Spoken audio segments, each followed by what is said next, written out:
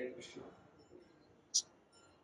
पहले कि मैं हनुमान के गुणगान करना शुरू करूं, मैं मेरे माता जो आज आई है उनका आशीर्वाद देना चाहूँगा। मेरे बड़े भाई जो आए हैं, मेरी भाभी भी आई है, तो उनका आशीर्वाद देना चाहूँगा हनुमान जी का गुणगान करने से पहले, क्योंकि बड़ों के आशीर्वाद के बिना हम कुछ नहीं कर सकते। हनुमान जी एक ऐसे व्यक्ति हैं जो बच्चों से लेके बूढ़े तक सबके प्रिय है, एवरीवन्स फेवरेट। और मैं आप लोगों का भी बहुत बहुत आभारी हूँ, क्योंकि आप लोगों की वजह से मुझे हनुमान जी के बारे में और जानकारी लेने का मौका मिला। मैं आज जो भी आपके साथ शेयर करूंगा वो सब कुछ मैंने सीखा है शुभ विलास प्रभु के लेक्चर से, जो कि हमारे इस्कॉन में मैं कहूँगा कि रामायण के ऊपर वो एक सबसे बड़े अथॉरिटी हैं, और उन्होंने बहुत सारे बुक्स भी लिखे हैं रामायण के ऊपर। उन्होंने खास करके हनुमान चालीसा के ऊपर बुक लिखा है, और एक एक जो वर्ड आता है हनुमान चालीसा में, एक एक शब्द के ऊपर उन्होंने हनुमान जी के लीलाओं के बारे में वर्णन किया। तो इतना मधुर है वो, तो मैं आप सबको रेकमेंड करूंगा कि वो बुक आप जरूर पढ़िए। मुझे पता नहीं है कि वो हिंदी में है कि नहीं वो बुक, पर हम रिक्वेस्ट करेंगे सुविलास जी को कि अगर वो हिंदी में ट्रांसलेट हो सके वो बुक, क्योंकि वो बहुत लोगों को फायदा हो सकता है वो कुछ। हम लोग बचपन में क्या देखते हैं, He Man, I don't know how many of you have seen the He Man, He Man, Superman, Batman, right. वो सब कुछ हमको इतना अट्रैक्ट करता है। क्यों अट्रैक्ट करता है, तो बता सकता है? Superman, anyone who shows supernatural Shaktimaan. कभी हम अपना दिमाग यूज करते हैं क्या कि सुपरमैन ऐसे इधर से क्या निकलता है, एंड वो एक बिल्डिंग से लेकर दूसरे बिल्डिंग पे, उधर से तीसरे पे, अपना दिमाग नहीं चलाते कभी हम लोग। कभी हम पूछते नहीं है सवाल, ऐसा कैसे हो सकता है? हाँ? पर जब हम आज बताएंगे कि हनुमान जी जब सूर्य को देखे तो उनको लगा कि ये ऑरेंज है, अच्छा सा फल है, रसिक फल है, और जाके उनको निकल गए। कभी हमारा इधर स्विच ऑफ हो जाता है। हाँ, सुपरमैन को क्वेश्चन नहीं करते हैं, बैटमैन को क्वेश्चन नहीं करते हैं, हनुमान को क्वेश्चन करते हैं, जो कि आपके कैरेक्टर को बना सकता है।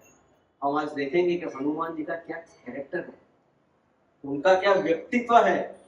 अगर आप हनुमान जी के व्यक्तित्व को अनुकरण नहीं पर अगर अनुसरण करोगे ना, तो आपकी जिंदगी बन जाएगी।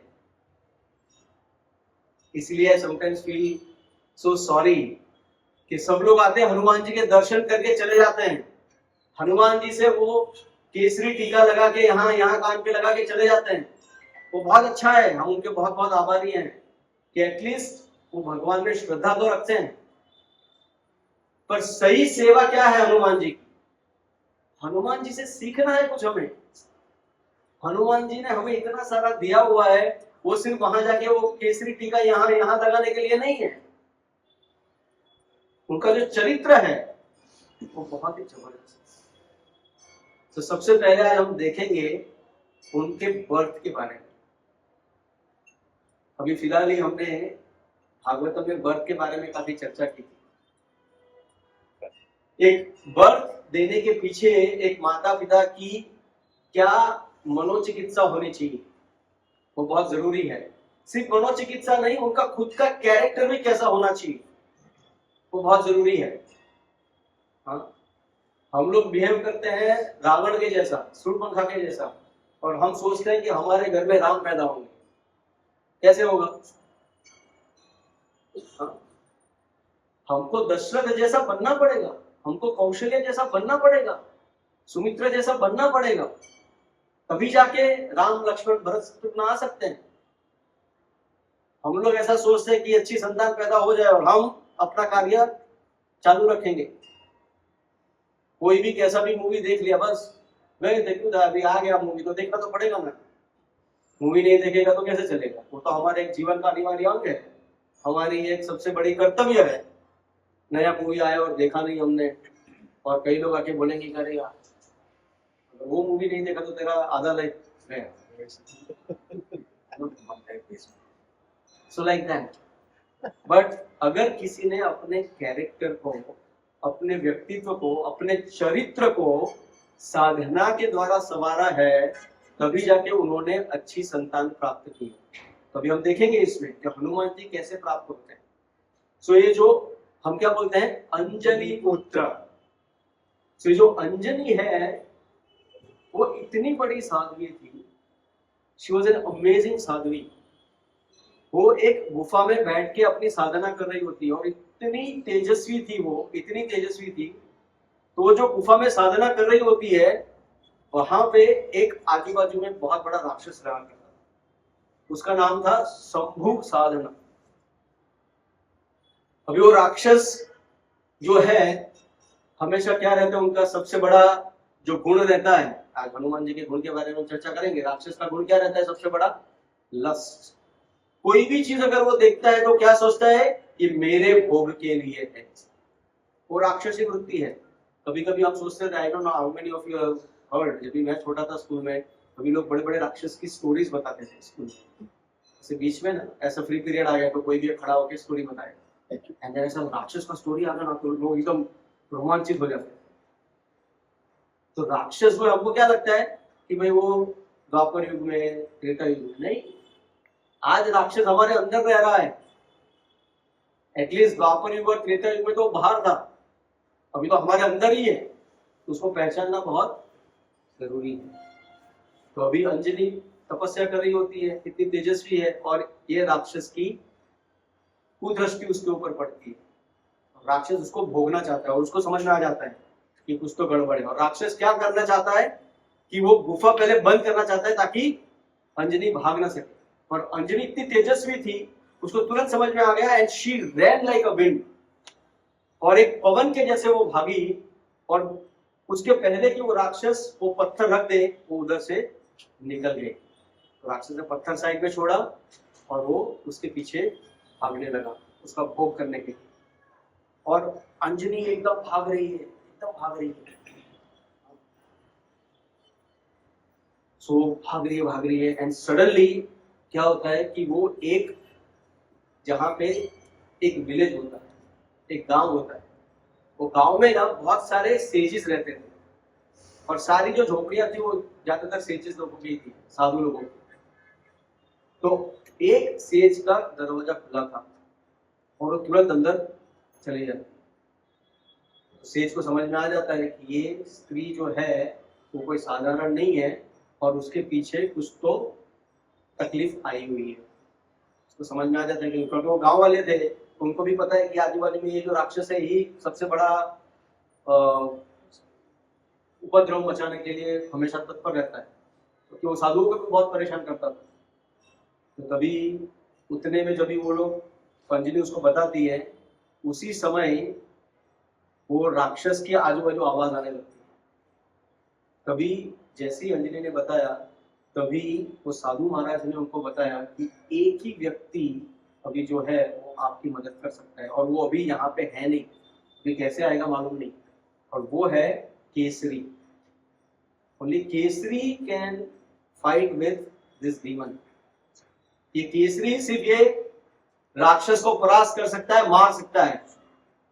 तो अभी तभी अंजनी अपने मनी मन में केसरी जी को पुकारने लगती है, और जब वो पुकारने लगती है, सडनली वो देखती है कि पूरा झोपड़ी गायब हो जाता है। ऊपर छत था, आजू बाजू दीवार, सब कुछ गायब है, everything is under the sky, सब कुछ आसमान के नीचे आ जाता है। क्यों? क्योंकि राक्षस ने एक ही झापड़ में पूरा झोपड़ी उड़ा दिया। और अभी क्या हो गया, अंजनी वहां पे और ये राक्षस वहां पे। अभी जैसे ही वो अंजनी को पकड़ने जाता है, पीछे से बहुत जोर से आवाज आती है, ऐसी आवाज आती है कि कोई उसको चैलेंज कर रहा है फाइट के लिए, और सडनली वहीं पे केसरी जी आ जाता है। Just see what an exciting story, you know.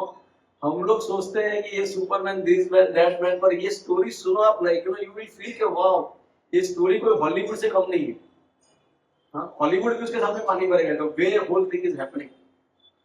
अभी यहाँ पे केसरी आ गए, दोनों के बीच में घमासान युद्ध होता है। इतना घमासान युद्ध होता है कि पूरा विलेज इधर उधर हो जाता है। पर ये राक्षस जो है वो कुछ मरता ही नहीं है। और सडनली राक्षस क्या करता है, बड़े ऐरावत का रूप ले लेता है केसरी को मारने के लिए। और कभी केसरी क्या करता है, केसरी तुरंत ही अपना रूप एकदम छोटा कर देते हैं और हाथी के ऊपर जाके बैठ जाते हैं और उसको मारने का प्रयास करते हैं। पर फिर भी कितना प्रयत्न कर रहे हैं केसरी जी, पर ये जो राक्षस है वो मर ही नहीं रहा है। तभी अंजनी जी वापस से ध्यान में बैठ जाती है और लॉर्ड शिव जी की, हाँ, शिव जी की बड़े दिल से पूजा करती है और उनसे प्रार्थना करती है कि हमें ये सिचुएशन से बचाइए, हमारी रक्षा कीजिए। तभी उसको एक आवाज सुनाई देती है। कौन सी आवाज? खून, ब्लड। उसको तुरंत समझ में आ जाता है। See this is the power कि जो हम उनकी साधना में इतने आगे रहते हैं ना, उनको कोई पूरा विवरण नहीं करना पड़ता है कि क्या करना पड़ेगा अभी आपको। यहाँ पे हमें बताना पड़ता है कि देखो भाई ऐसे माला पकड़ो, मेरे को भी पता है किसी ने कि भाई ऐसे माला पकड़ो, ऐसे ऐसे चैंटिंग करते हैं, हरे कृष्णा कृष्णा कृष्णा हरे हरे, हरे राम राम राम हरे हरे। उसके बाद हरे को चेक करना पड़ता है, भाई आप कर रहे हो रोज। यहाँ पे जिसने साधना में अपनी एक परफेक्शन पाली है, उनको तुरंत समझ में आ जाता है। उन्होंने सिर्फ एक ही शब्द सुना, खून, और उनको तुरंत समझ में आ गया कि क्या करना चाहिए। तो उनको समझ में आ गया कि भगवान शिव क्या कह रहे हैं कि इसका जो खून गिरा है, जो भी लड़ते लड़ते राक्षस का, वो खून में एरो डुबो के अगर उसको वो एरो लग गया ना तो मर जाए। तो इसीलिए वो तुरंत ऐसे पवन की तरह भागती है अंजनी, और तुरंत वो केसरी जी जो वो और एरो लेके आए थे, धनुष बाण लेके आए थे, उसको लेती है, वो जो खून पड़ा हुआ होता है उसमें डुबो देती है और सीधा फेंकती है केसरी के पास। और केसरी को भी समझ में आता है, देखो पर केसरी की भी कितनी बुद्धि है, कितने इंटेलिजेंट है, उनको भी तुरंत समझ में आ जाता है कि मुझे अंजनी क्या कह रही है। अभी इतना घमासान युद्ध चल रहा है वहां पे, बोल अच्छा आपको ये क्या करना है, ये जो एरो फेंकूंगा ना अभी आपको इसको ऐसा करना है, ऐसा नहीं। उसको जैसे ही मिला उसे तुरंत ही बाण चला दिया और राक्षस वहीं पे धराशायी हो गया और वो मर गया। और जैसे ही ये हुआ, सारे साधुगण ने जय जयकार किया केसरी जी और अंजनी जी का। और उन्होंने क्या किया, उनको खूब प्रेम से आशीर्वाद दिया और बोला कि आप दोनों अभी शादी कर लो, और आपके जो भी पुत्र होंगे ना, आपके जो भी पुत्र होंगे वो पूरे दुनिया में फेमस हो जाएंगे। हाँ, इसीलिए क्या कहते हैं, जय हनुमान ज्ञान गुण सागर, जय कपि सतिजु लोक उजागर। वो पूरी दुनिया को उजागर करने वाले होंगे, पूरी दुनिया को प्रकाशित करने वाले होंगे। तो इसीलिए देखो साधुगण का आशीर्वाद पाना कितना जरूरी है, और साधुगण को प्रसन्न करना आसान नहीं है। हमने देखा केसरी और अंजनी ने क्या क्या पापड़ मिले, तभी जाके साधुगण का आशीर्वाद मिलता है। ऐसा नहीं कि चलो वहां जाके साधु महाराज आशीर्वाद दे दो। प्रभुपाद बहुत ही अपसेट हो जाते थे जब भी ऐसे लोग आते थे ना, तो कभी कभी साधु महाराज बोलते मैं आशीर्वाद देता हूँ कि आपके जो भी बच्चे हैं वो मेरे सारे सन्यासी के जैसे हो जाएंगे। तो उल्टा ढसा, नहीं नहीं नहीं नहीं नहीं, गुरु महाराज ऐसा आशीर्वाद नहीं, ऐसा आशीर्वाद दो कि इसको विद्या मिले, अच्छी पत्नी मिले, अच्छा धंधा मिले, अच्छी जॉब मिले। ये क्या सन्यासी बना दे, आप उसको ब्रह्मचारी बना दोगे? नहीं नहीं नहीं, माफ करो। तो सही आशीर्वाद देने पर भी लोग लेने के लिए तैयार नहीं है। देखो प्रभुपाद उनको एक सुचरित्र देना चाहते थे, एक अच्छा सा कैरेक्टर जीवन देना चाहते थे उनके बच्चों को, पर वो लेने के लिए तैयार नहीं है। क्या चाहिए उनको? ऐसा चाहिए। सो अभी हम आगे बढ़ेंगे। अभी जो उन्होंने जो किया था वो बहुत ही अच्छा किया था कि अभी हनुमान जी का वर्ड तो हो गया, उन्होंने एक एक वर्ड लिया था इसका, हनुमान चालीसा का। अभी हनुमान चालीसा में एक वर्ड आता है, एक शब्द आता है, वो है रामदूत। रामदूत अतुलित बल धामा, अंजनी पुत्र पवन सुत नामा। अब ये रामदूत का मतलब क्या है? ये बहुत ही सुंदर है। अभी आप ध्यान से सुनना इसमें, क्योंकि हनुमान जी का जो चरित्र है ना, अगर हमने ध्यान से अंदर अपने हृदय में ग्रहण कर लिया ना, आपकी और मेरी भी जिंदगी बन जाएगी। हनुमान जी दूर से देखते हैं कि दो धनुषबाणी वनचारी आ रहे हैं सुग्रीव की जो पर्वत पे रह रहा था वहां पे। तो सुग्रीव ने भी देखा, तो सुग्रीव की तो फटती थी। क्यों फटती थी सुग्रीव की? क्योंकि जैसे ही वो पर्वत के नीचे उतरेगा वाली उसको खत्म कर देगा। वो एक ही पर्वत था जहां पे वाली को श्राप था कि वो वहां पे नहीं जा सकता है। हाँ, तो सुग्रीव वहां पे छुप के रहता था ताकि वाली उसको मार ना सके। हाँ, तो अभी सुग्रीव बोलता है, क्योंकि सुग्रीव इतना डरा हुआ रहता तो उसको लगा ये भी वाली नहीं भेजा है, जाके थोड़ा फाइंड आउट करो कौन है ये लोग। तो सबसे अपने इंटेलिजेंट मंत्री को भेजेंगे। कौन थे उनके मंत्री? हनुमान जी। अभी हनुमान जी अगर आप देखोगे तो कभी कभी हमको मन में विचार आता है कि हनुमान जी जो है वो सुग्रीव से कितने बलवान थे, कितने चतुर थे। हाँ, तो फिर भी ऐसा कहा जाता है कि हनुमान जी जो थे ना वो बाली से भी बलवान थे। पर तो फिर हनुमान जी ने इतना छोटा सेवा क्यों किया इनका, एक मंत्री का, सुग्रीव का? क्योंकि सुग्रीव कौन है? सुग्रीव सूर्य के पुत्र है। हाँ, और सूर्य ने हनुमान जी से प्रार्थना की थी कि हनुमान जी आप मेरे बेटे का ध्यान रखो। तो वचन उन्होंने लिया था, इसके लिए हनुमान जी सुग्रीव की सुपर सेवा करते हैं।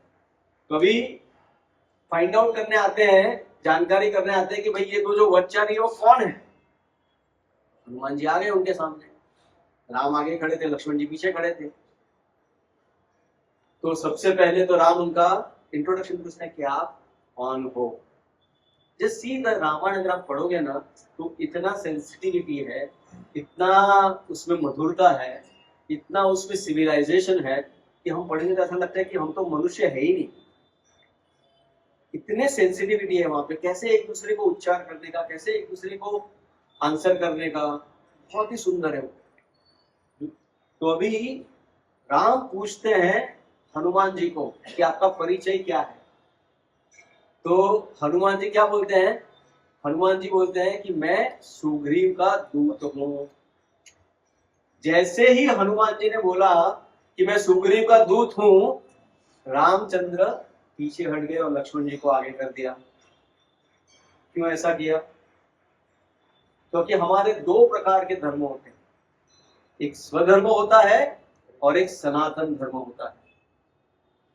अभी उनके सामने साक्षात सनातन के पूर्ण पुरुषोत्तम प्रभु राम खड़े हैं और वो अपने स्वधर्म की बातें कर रहे हैं। उसका स्वधर्म क्या था? सुग्रीव की सेवा करना। इसलिए उन्होंने बोला कि मैं सुग्रीव का दूत हूं। राम पीछे हट गए, लक्ष्मण को बोला अभी आप हनुमान जी से बात करोगे। और ऐसा बताया जाता है रामायण में कि रामचंद्र भगवान ने हनुमान जी के साथ 4 महीने तक कुछ भी वार्तालाप नहीं किया, क्योंकि वो अपने आप को सुग्रीव का दूत बताए। तो राम क्यों बात करेंगे उनसे? तो राम दूत कभी बने हनुमान जी? जब भी सीता की खोज करने की आई, सीता मैया की, तभी रामचंद्र जी ने अपनी अंगूठी जब भी हनुमान जी को दी है, तभी हनुमान जी सही में राम दूत बने। हाँ? और अंगूठी लेके हनुमान जी जाते हैं। और अभी देखना क्या जबरदस्त है, अभी हनुमान जी जाके हम इसके बारे में बात करेंगे, आप चिंता मत कीजिए, पूरी जितना हो सके उतना करेंगे आज हनुमान जी के गुणगान। तो लंका पहुंचते हैं और अपने आप को रामदूत बताते हैं। जब भी वो लंकिनी आती होगी उसके लिए एपिसोड देखेंगे हम। पर जब भी वो सीता मैया को देखते हैं हनुमान जी, और सीता मैया को देख के वो इतने प्रभावित हो जाते हैं, इतने प्रभावित हो जाते हैं कि वो देखते हैं कि सीता मैया का प्रेम जो है प्रभु राम के प्रति वो कितना अपरंपार है। टू हेल विथ माय रामदूत, मुझे रामदूत की पोजीशन नहीं चाहिए, मुझे वो चाहिए जो सीता मैया के पास है। राम जी के प्रति जो प्रेम है वो मुझे चाहिए, तो उसके लिए सबसे बड़ी चीज क्या होगी? मुझे राम का दास बनना पड़ेगा। तो तभी से वो राम जी के दास बने। इसीलिए जब भी रावण की लंका में असेंबली में, उनकी सभा में, रावण की सभा में जब ये हनुमान जी को पकड़ के लाया जाता है ब्रह्मास्त्र के द्वारा, वो भी पकड़ के वो हनुमान जी ने खुद सोचा कि अभी मैं बंध जाऊंगा, बाकी लंका में किसी में ताकत नहीं थी कि वो हनुमान जी को पकड़ सके, पर हनुमान जी ने खुद ही अपने आप को दे दिया। उसके बारे में भी बहुत अच्छी चर्चा है, वो भी करेंगे।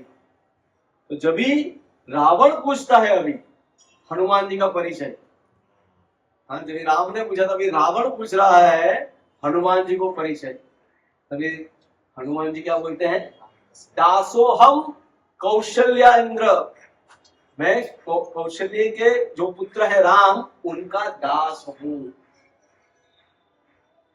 कभी ऐसा नहीं बोला कि मैं राम का एक मैसेंजर हूं, मैं एक राम का दूत हूं। उन्होंने क्या बोला, मैं राम का दास हूं। That is what he said. So that is how he became रामदूत। अभी हम सब एक और अच्छा नाम जानते हैं हनुमान जी का, वो है बजरंगी, बजरंग दल। बहुत बड़ी शाखा है, एंड आई एम श्योर शरत लगाना तो अच्छी बात नहीं है, पर मैं इतना विश्वास के साथ कह सकता हूं कि जितने भी बजरंग दल के सभ्य हैं उनको जाके आप पूछिए। मैं उनकी कोई निंदा नहीं कर रहा हूं, मैं उनका बहुत ही आभारी हूं कि उनकी वजह से बहुत कुछ अपने देश में अच्छे से चल सकता है और चल रहा है, पर साथ साथ में उनका उद्धार करने के लिए भगवान श्री राम के द्वारा और हनुमान जी के द्वारा, और आप जाके उनके पूछोगे बजरंग दल के जो भी सदस्य हैं कि बजरंगी नाम कैसे मिला, किसी को भी समझ में नहीं आएगा। हार्डली 10%, अगर समझो 1000 लोग हैं तो उसमें से सिर्फ 100 लोगों को पता रहेगा, बाकी के 900 लोगों को पता नहीं रहेगा कि बजरंगी कौन है। हनुमान जी वो पता है, पर ये बजरंगी नाम कैसे मिला हनुमान जी को, वो पता ये है। उसके पीछे बहुत सुंदर कहानी है। सो हनुमान जी जब भी पैदा हुए तभी से इतने शक्तिशाली थे, इतने शक्तिशाली थे, तो उनकी माता ने कहा था कि कुछ भी अगर आपको ऐसा लाल और प्रकाशित चीज दिखे वो खाने का, वो फल है हमारे लिए। हाँ, अंजनी ने ऐसा बताया था, तो अंजनी को कुछ काम आ गया तो वो बाहर चले गए थे, तो हनुमान जी को भूख लग रही थी, तो उन्होंने देखा ऊपर, क्या देखा, सूर्य भगवान को देखा। अरे भाई, तो बहुत अच्छा रसीला फल दिख रहा है। हनुमान जी इतने स्पीड से जाने लगे, इतने स्पीड से जाने लगे, सूरज भी डर गए। और तभी उसी टाइम पे सूर्य ग्रहण भी होने वाला था। सूर्य ग्रहण में क्या होता है, राहु सूर्य को खा लेता है। एक तरफ से राहु भी आ रहा है और हनुमान जी भी आ रहे, दोनों में कॉम्पिटिशन लग गई। सबसे पहले कौन जाएगा सूर्य भगवान के पास, हाँ, सूर्य नारायण के पास। तो हनुमान जी को कौन बीट कर सकता है। हनुमान जी चले गए वहां पे पहले, और उसने गल्प कर लिया, खा लिया सूर्य भगवान को। इसलिए एक बाजू यहाँ पे हो गए, उन्होंने कहा राहु ये तो कुछ अलग टाइप का फल लग रहा है, मेरी माता ने तो पता नहीं था, पर कुछ अलग लग रहा है, चलो इसको भी खा लेते हैं। तो उन्होंने राहु को भी खा लिया। इसके लिए हनुमान जी के दोनों गाल से अभी अपना दिमाग मत लगाना प्लीज। बहुत ही अच्छी लीला है भगवान की, क्योंकि भगवान कुछ भी कर सकते हैं, तो पूर्ण पुरुषोत्तम है। और ये हनुमान जी जो है वो उनके सबसे प्रिय भक्त हैं, तो भगवान उनके द्वारा कुछ भी करवा सकते हैं। अभी ये हो गया, अभी सूर्य अंदर चले गए तो क्या हो गया, अंधकार हो गया। अभी कुछ ढूंढना है आपको तो क्या लगेगा, और प्रकाश कहां से आएगा, अभी सूरज ही गायब हो गया, अभी सूरज को कैसे ढूंढोगे बताओ। ढूंढने के लिए प्रकाश तो चाहिए ना। So this is how sweet Hanuman ji की जो लीलाएं हैं, फिर जो देवता लोग हैं उनको समझ में आ जाता है कि भाई हनुमान जी ने किया है। सब लोग आते हैं, बोलते कि दे दो भाई, बोलते नहीं मैंने तो वो अच्छा है, हट पकड़ लिया। जैसे हम लोग दिव्यों को बोलते हैं दे दो ये, दिव्य बोलेगा नहीं नहीं तुम्हारा। हाँ, तो हनुमान जी भी बोलते हैं नहीं मैंने दूंगा। युक्ति को भी पूछेंगे तो युक्ति बोलेगी नहीं मैंने दूंगी। So like that. तो अभी हट करने लगे, तो सब देवताओं को गुस्सा हो गया कि यहाँ पे इतना सारा कुछ चल रहा है। तो उन्होंने हनुमान जी को सब लोग कुछ ना कुछ मारने लगे, किसी को पर उनको कुछ हो ही नहीं रहा। तो फाइनली इंद्र को आना पड़ा। तो इंद्र ऐरावत पे आए। तो ऐरावत का कलर कौन सा है, काला है ना, व्हाइट कलर है ऐरावत का। इसलिए कहा जाता है कि सफेद हाथी है। कभी कभी बोलते हैं ना सफेद हाथी को पालने जैसा काम है। तो सफेद हाथी ऐरावत पे जब इंद्र जी आए तभी वो इतना सुंदर लग रहा था, उनको लगा ये भी एक और फ्रूट है। तो जो बच्चे थे उनको कुछ पता ही नहीं है, तभी वो उसको खाने को जा रहे थे। तभी इंद्र को इतना गुस्सा आया, इतना गुस्सा आया, तो इंद्र जी ने क्या किया, उन पे वज्र का प्रहार किया। और वज्र का प्रहार किया तो क्या हो गया, हनुमान जी नीचे गिर गए। जैसे ही नीचे गिर गए धरती पे तो पूरे मूर्छित हो गए। जैसे ही मूर्छित हो गए तो और दूसरा नाम क्या है हनुमान जी का, पवन पुत्र। तो पवन जी के भी वो पुत्र हैं, उसके बारे में भी सुनेंगे वो पवन पुत्र कैसे बने। तो पवन को बहुत गुस्सा आ गया, हमारे वाले पवन नहीं वायुदेव, हाँ? वायुदेव को बहुत गुस्सा आ गया। हाँ हाँ, सो वायुदेव को गुस्सा आ गया तो वायुदेव ने क्या किया, वायुदेव ने सारा ऑक्सीजन खींच लिया। हमको क्या चाहिए, सांस लेने के लिए ऑक्सीजन, हाँ सारा ऑक्सीजन खींच लिया, सारी हवा खींच ली पूरे ब्रह्मांड से। क्यों, क्योंकि मेरे बेटे के साथ ऐसा हुआ, देखो माँ बाप का प्यार कैसा रहता है तो उन्होंने सब जगह से हवा रोक दी। तो सारे देवतागण सफोकेट होने लगे, बोला क्या चल रहा है, हमसे बम्बई की गर्मी सहन नहीं होती है, ये तो पूरा गर्मी का तो एकदम एक्सट्रीम हो गया, कुछ तो चाहिए। तो फिर सबको समझ में आ गया ऐसा हो गया, तो सब आते हैं और बोलते हैं कि देखो पवन देव, देखो वायुदेव, हम आपके बच्चे को बहुत सारे आशीर्वाद देंगे, हम उनको वापस से उनको सजीवन कर देंगे। वो मूर्छित हुए हैं, सिर्फ मर नहीं गए, सिर्फ मूर्छित हुए हैं, हमको वापस से उनको चेतना में ला देंगे, आप सिर्फ हवा वापस दे दीजिए प्लीज, हमारा एसी चालू कर दीजिए ये कर रहे हैं, हाँ? तो वो सुन के उन्होंने चालू कर दिया एंड सारे देवतागण ने उनको बहुत बहुत सारे आशीर्वाद दिए। जो अश्विनी कुमार थे उन्होंने दिए कि आप सबसे तेजस्वी रहोगे, सबसे विश्वकर्मा थे वो बोले कि आप सबसे इंटेलिजेंट बनोगे। वैसे करके करके इतना सारे उनको आशीर्वाद मिले। और इंद्र ने क्या आशीर्वाद दिया, इंद्र ने बोला मैंने आपको वज्र मार के आपको नीचे गिराया, तो आपका ये जो शरीर होगा वो वज्र के समान होगा, तो इसके लिए बजरंगी, मतलब आपका अंग जो है वो वज्र के समान होगा, इसके लिए उसका नाम, उनका नाम बजरंगी पड़ा। अभी कानन कुंडल कुंचित केशा, तो जब भी हनुमान जी अंजनी के गर्भ में थे, हाँ? अभी हम वो ले ही लेते हैं कि जैसे पवन पुत्र का बात किया, हनुमान जी अंजनी के गर्भ में कैसे आए, हाँ?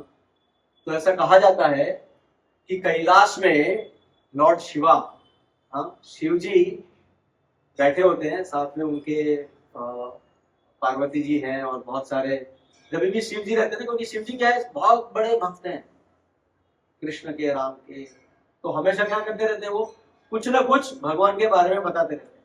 तो सडनली वो ऐसा राम के बारे में कीर्तन चालू कर दिया उन्होंने, और तभी किसी ने राम के बारे में सुना नहीं था, तो सब लोग पूछने लगे कौन है ये राम, कि ऐसा ऐसा त्रेता युग आएगा, इसमें ऐसा राम भगवान आएंगे और मैं उनकी सेवा करने के लिए एक वानर के रूप में जाऊंगा,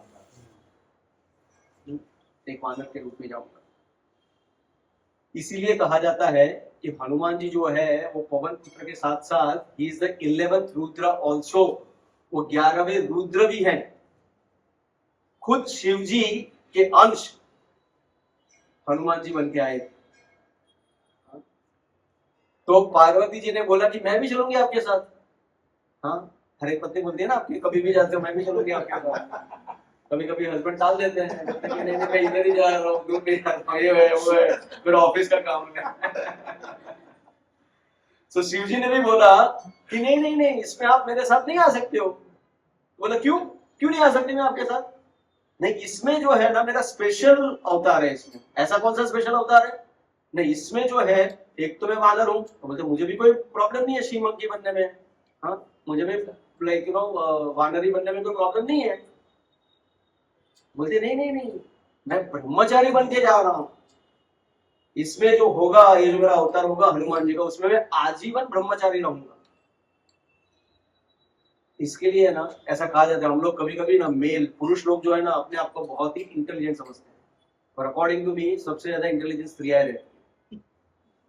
हाँ कभी देखो पार्वती जी ने क्या दिमाग लगाया, पार्वती जी ने बोला अच्छा ठीक है आप ब्रह्मचारी तो डेफिनेटली मैं तो नहीं आ सकती, पर मुझे आना तो है, क्योंकि मुझे भी तो दर्शन करना है प्रभु राम के, मुझे भी तो रामायण सुननी है, मुझे भी तो रामलीला देखनी है।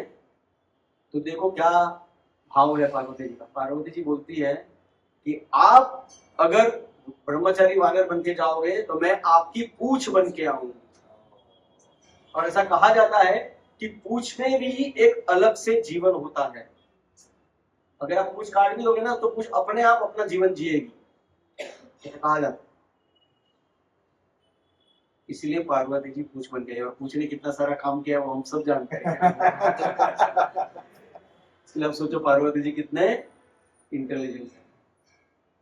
कभी सब सोचेंगे अच्छा ठीक है ये तो इसीलिए शंकर सुवन केसरी नंदन, इसके लिए शंकर जी का भी वहां पे नाम लिया गया है।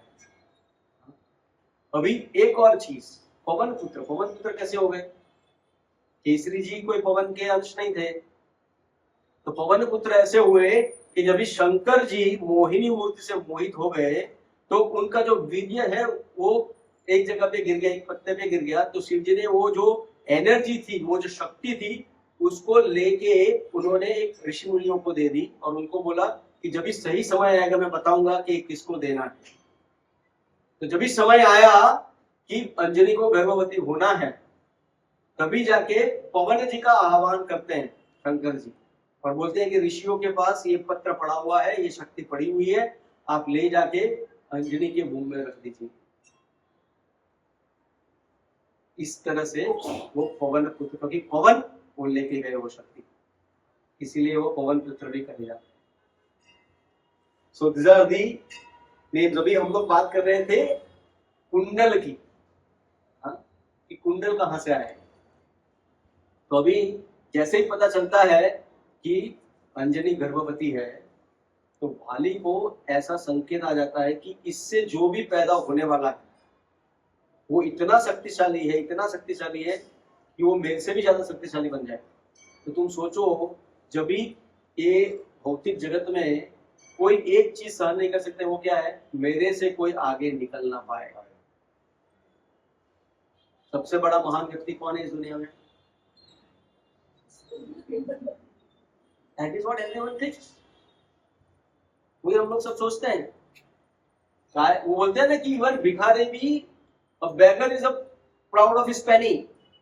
हाँ, अपना एक पैसे का भी भिखारी उसका ये रहता है। आप जाओ कभी कभी ये मेरा जगह है, दादर वगैरह में या किधर भी जाओगे वो बोलते हैं ये ब्रिज मेरा है, इधर मैं खड़ा रहेगा, भीख मांगने का, वो आने का नहीं, प्राइम जगह है। So like that. हाँ, एक भिखारी भी अपने उसका। तो अभी भारी से सहन नहीं हुआ। तो अभी अब देखो उस समय में भी विज्ञान कितना आगे था, अभी का विज्ञान तो कुछ नहीं है उसके सामने। तो वाली को जैसे ही पता चला तो उसने क्या किया, ऐसा नहीं कि चलो भाई जाके मैं अंजलि को ही खत्म कर देता हूँ। देवर ऑल्सो, क्योंकि वो राक्षस नहीं थे, उसमें भी थोड़ा सिविलाइजेशन था, उसमें भी थोड़ा चरित्र था। उसने क्या बोला, मेरा जो दुश्मन है, दुश्मन तो नहीं है पर मेरे से जो आगे निकलने वाला है वो उसके गर्भ में है, तो मैं उसी का नाश करूंगा, अंजलि को क्यों मारने का। तो वो अपनी एक दासी को बुलाता है वाली और बोलता है एक काम करो, ये जो रसायन है ना उसको आप एक किसी जूस में मिला के ना ये इसको अंजलि को पिला दो। वो क्या था, वो 5 धातु से बना हुआ रसायन रहता है। वो ऐसा रहता है वो रसायन की अगर वो कोई पी लेगा तो उसका जो गर्भ है वो गर्भपात हो जाएगा। तो उस टाइम पे भी अगर किसी को पता चल गया कि मेरी जो संतति है वो सही नहीं है, हाँ, आजकल तो बहुत गलत है कि इसके लिए बेटी बचाओ आंदोलन करना पड़ता है, हाँ, लोगों को समझ में नहीं आता है। पर उस टाइम पे भी अगर कोई ऐसा राक्षसी वृत्ति का आने वाला होता है तो they try to terminate the pregnancy. हाँ, गर्भपात करने की भी प्रक्रिया होती थी ऐसी दवाइयों से। तो अभी ये जो पंचधातु के रसायन रहते हैं वो इतने पावरफुल रहते हैं कि वो पूरा घर को नाश कर देते हैं। तो दासी गई, अंजनी को तो ऐसा अच्छा जूस दिया, बोला ये आपके पुत्र के लिए बहुत अच्छा है। अभी कोई किसी भी माँ को अगर कोई बोलेगा कि आपके पुत्र के लिए अच्छा है तो हमेशा वो कर देगी, वो सोचेगी नहीं कभी। That is the beauty of woman, they could be intelligent also and at the same time innocent also. हाँ, इसीलिए यशोदा मैया जब इतना अच्छा रूप धारण करके आई तो सबको क्या लगा, साक्षात लक्ष्मी जी आ गए। तो कभी कभी स्त्रियों को कोई आसानी से उनके जाल में फंसा सकता है। तो यहाँ पे भी अंजनी को ये रस दिया गया जूस, उसने पी लिया। अभी वो माली जो था वो सिर्फ वेट कर रहा था कि कभी ये बैड न्यूज आएगा कि अरे अरे अरे अरे अंजनी का पुत्र घर में ही मर गया, बहुत बुरा हुआ। न्यूज आ ही नहीं रहा है, और एक दिन सडनली न्यूज आया कि बच्चा पैदा हो गया। भाली को तो शॉक लग गया, अरे भाई ये क्या हो गया। भाली सोचा मैं जाके देखूं तो सही कौन है भाई ये, ऐसी तो कौन सी महान आत्मा ने जन्म ले लिया भाई, जो ये रसायनों से भी नहीं मरा। तो गए देखने, वो क्या देखते हैं, टू इज अटर सरप्राइज, वो जो धातु के रसायन होते हैं वो कुंडल बन चुके होते हैं हनुमान जी, इसीलिए कहा जाता है जैसे कुंडल बन गए हनुमान जी। देखो कितने पावरफुल है हनुमान जी। हाँ, अभी दूसरा कौन सा आता है, ध्वजा विराजे। हाँ सॉरी, कोई बताएगा कौन सा लाइन है, हाथ वज्र और ध्वजा विराजे आंधे रूप करने साजे। सो ध्वजा विराजे, ध्वजा पे कैसे विराजे। एक बार अर्जुन और कृष्ण द्वापर युग में टहलते हुए द्वारका के समुद्र किनारे चल रहे होते हैं। कभी समय मिला तो हम लोग भी जाएंगे ब्रज बिहारी प्रभु के साथ द्वारका। हाँ, तो समुद्र किनारे टहलते टहलते जा रहे हैं अर्जुन और कृष्ण, अपने जो दोस्त हैं दोनों गाढ़ मित्र हैं। तो अर्जुन को ऐसे ही सवाल आया कि राम जी ने ये बंदरों से, ये वानरों से क्यों पुल बनवाया, वो तो इतने बड़े योद्धा थे, अरे खुद अपने बाणों से बना देते थे ब्रिज, क्या प्रॉब्लम है कि नहीं, क्यों बनाया ऐसा वानरों से। It is such a degrading thing. As a योद्धा आप वानरों से हेल्प लेते हो। समझो आप एक सीईओ हो और पीयून को आके बोलते हो कि भाई मेरा जो अभी बिजनेस यूनिट का नेक्स्ट ईयर का स्ट्रेटेजी बनाने का है, vision mission, can you come and help me, isn't it. आप पीयून को बुला के ऐसा बोलोगे, पटा वाला जो बोलते हैं जो भी है, उसको बुला के आप दोगे कि चलो भाई आज ये काम करेंगे हम लोग, ऐसे वाली बात हो गई ना। अर्जुन वो भ्रमित हो गए, ऐसा कैसे है। जब ये ऐसा सोच रहे थे तभी पीछे से आवाज आई कि हे मूर्ख, तुझे मालूम नहीं है कि ये जो ब्रिज बनाना था ना वो इतना पावरफुल ब्रिज लगता था। क्यों पावरफुल ब्रिज लगता था, वो ऐसे ही आवाज को रिस्पॉन्ड कर रहे हैं अर्जुन जी, क्योंकि जो वानर थे ना वो बहुत शक्तिशाली थे। क्या बात करते हो, कभी पीछे देखा कि कोई ऐसा वानर ही थे, क्या बात करते हो आप, मैं अर्जुन, मैं ऐसा ब्रिज बनाऊंगा ना क्या कोई भी कौन से भी वानर को लेके आओ पूरा पार कर सकता है आराम से, और वो भी ऐसे चुटकियों में बना दूंगा। तो अच्छा, और अगर टूट गया तो, बोलते टूट गया ना अर्जुन अग्नि स्नान कर लेगा, अग्नि में कूद जाएगा। अच्छा बनाओ। तो जैसे ही अर्जुन ने अपना तीर का पूरा ब्रिज बन गया द्वारका के दरिया के ऊपर। तो हनुमान जी ने, वो हनुमान जी थे एक्चुअली, उन्होंने, पर अर्जुन को पता नहीं था, उन्होंने सिर्फ अपनी पूंछ रखी, पूरा ब्रिज टूट गया। तो अर्जुन बोले अच्छा ठीक है, वो मैंने बराबर नहीं बनाया, दूसरा अभी 2 लेयर का बना दिया। चलो हनुमान जी अपना सिर्फ पहला वाला पैर रखा तो तीसरा, अभी आप चाहे कुछ भी करो, देखो मैं ऐसा 5 लेयर का ब्रिज बना दिया उन्होंने। चलो अभी हनुमान जी ने दोनों पैर रखे, अभी अर्जुन हताश हो गया, अभी समझ गया कि भैया ये कुछ तो गड़बड़ है मैंने बहुत बड़ा ऑफेंस कर दिया। तभी कृष्ण बोलते हैं उनको कि डिप्रेस क्यों होते, बनाओ एक और बार, 5 ही लेयर का बना देना, अभी 10 लेयर का बनाओ। अर्जुन बोले यार कैसे बनाओ, ठीक है अभी बोल रहे तो बना देता हूं मैं। उन्होंने बना दिया 10 लेयर का, बोले जाओ। हनुमान जी गए, चलने लगे, कुछ नहीं हो रहा है। हनुमान जी कूदने लगे ऊपर, फिर भी ब्रिज नहीं टूट रहा है। अर्जुन भी खुद अचंभित। अर्जुन को भी समझ में नहीं आया कि क्या चल रहा है। फिर हनुमान जी ने अपना विराट रूप दिखाया, हाँ, जो लंका में दिखाया था, इतना बड़ा रूप दिखाया और कूदने लगे, फिर भी कुछ नहीं हो रहा है। तो हनुमान जी ने एकदम छोटा रूप लिया और ब्रिज के नीचे गए, तो कुछ तो गड़बड़ है, पानी चला गया, क्या हो गया? ब्रिज के नीचे पानी तो उतना ही गहरा है। ब्रिज के नीचे गए तो देखा कि उनके प्रभु श्री राम अपने कंधे से ब्रिज को सपोर्ट कर रहे हैं। और जब अर्जुन ने देखा तो अर्जुन ने क्या देखा? अर्जुन ने देखा कृष्ण अपने पीठ से उसको सपोर्ट कर रहे हैं। और उन्होंने देखा कितने सारे ब्रूसेस आ गए हैं। तभी हनुमान जी उनके चरणों में गिर गए और तभी पता चला उनको कि भाई ऐसा महाभारत का युद्ध होने वाला है। तो उन्होंने बोला कि हे प्रभु कृष्ण, आपको तो मालूम है मैंने रामायण में क्या किया था, सिर्फ आप इसको ऑर्डर दे दीजिए, क्योंकि मैं बिना ऑर्डर के कुछ करता नहीं, मुझे सिर्फ आपके आदेश की जरूरत है।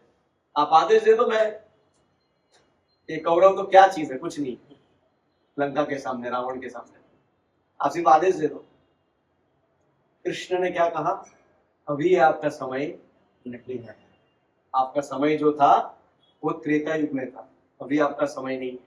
अगर आप कुछ सेवा करना चाहते हो तो अर्जुन के रथ पे जो ध्वजा लगी है वहां पे आप विराजमान हो जाइए और वहां से आप हुंकार लगाइए युद्ध की, ताकि आपकी आवाज में इतनी ताकत है वो सुन के सारे लोग डर जाएंगे।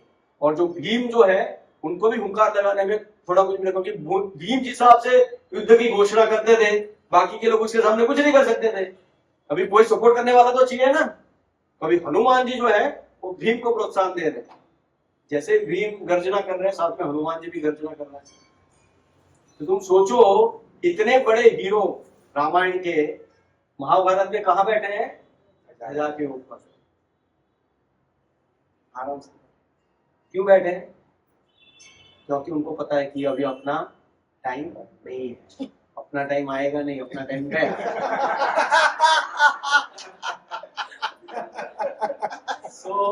हम सबको वही प्रॉब्लम है, हम लोग इतना टाइम हम लोग ने मजा किया, फिर भी अपना टाइम आएगा, अपना टाइम आएगा। अरे भाई अपना टाइम गया अभी। हमारे जीवन में, ऑन सीरियस नोट, हमारे जीवन में कभी कभी हम इतने हीरोइक कार्य करेंगे, ऐसे शक्तिमान कार्य करेंगे, पर जब इस समय ऐसा आएगा तभी हम ऐसा शक्तिमान कार्य नहीं करेंगे। इसीलिए जो मूव ऑन कंसेप्ट है, हाँ, इसलिए अगर आप देखोगे हमारे शास्त्र में कितने संस्कार हैं हमारे जीवन में, मनुष्य जीवन में 16 संस्कार है। वही हम लोग भागवत में डिस्कस कर रहे थे। ये जो संस्कार है ना, वो आपको एक, जहां पे आपकी जो मनोस्थिति है वहां से दूसरी मनोस्थिति में जाना है, ट्रांसफॉर्मेशन होता है। अभी जैसे दिव्यम है, ये हमेशा ऐसा ही रहेगा, ऐसे ही रहना है आपको नहीं ना? बड़े होना चाहते हो ना, है ना? कॉलेज जाना है ना? हाँ। तो बड़े बच्चा होता है, उसको क्या होना आता है? बड़ा होना है, बड़ा होना है। इसके लिए क्या करते हैं? आप देखोगे बच्चे को, ऑब्जर्व करोगे ना, तो क्या करता है वो? पापा के शूज पड़े होंगे ना या मम्मी के चप्पल पड़े होंगे तो उसमें अपना ये करेगा। क्यों? इट्स अ बेसिक साइकोलॉजी, मेरे को ये करने का है, मेरे को बड़ा होने का है, दैट शोज। और हम लोग हंसते हैं, but that is what the psychology is, कि मुझे भी बड़ा बनना है।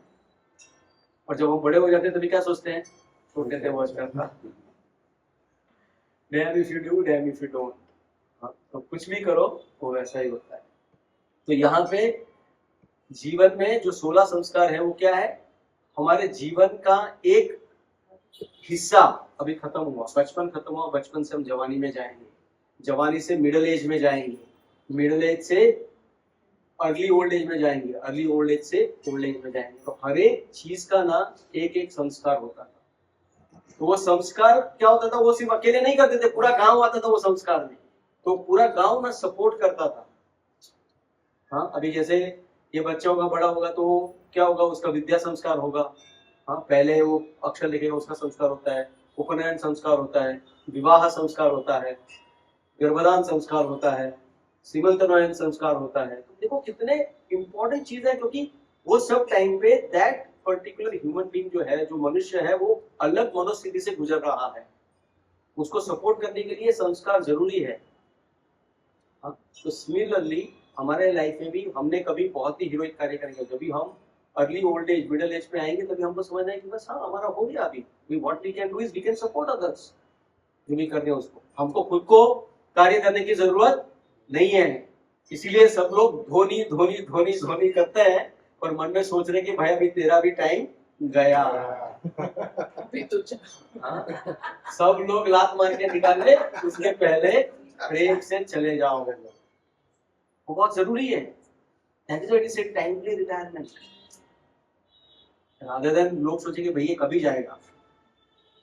इसीलिए हमारे उसमें वानप्रस्थ भी होता था।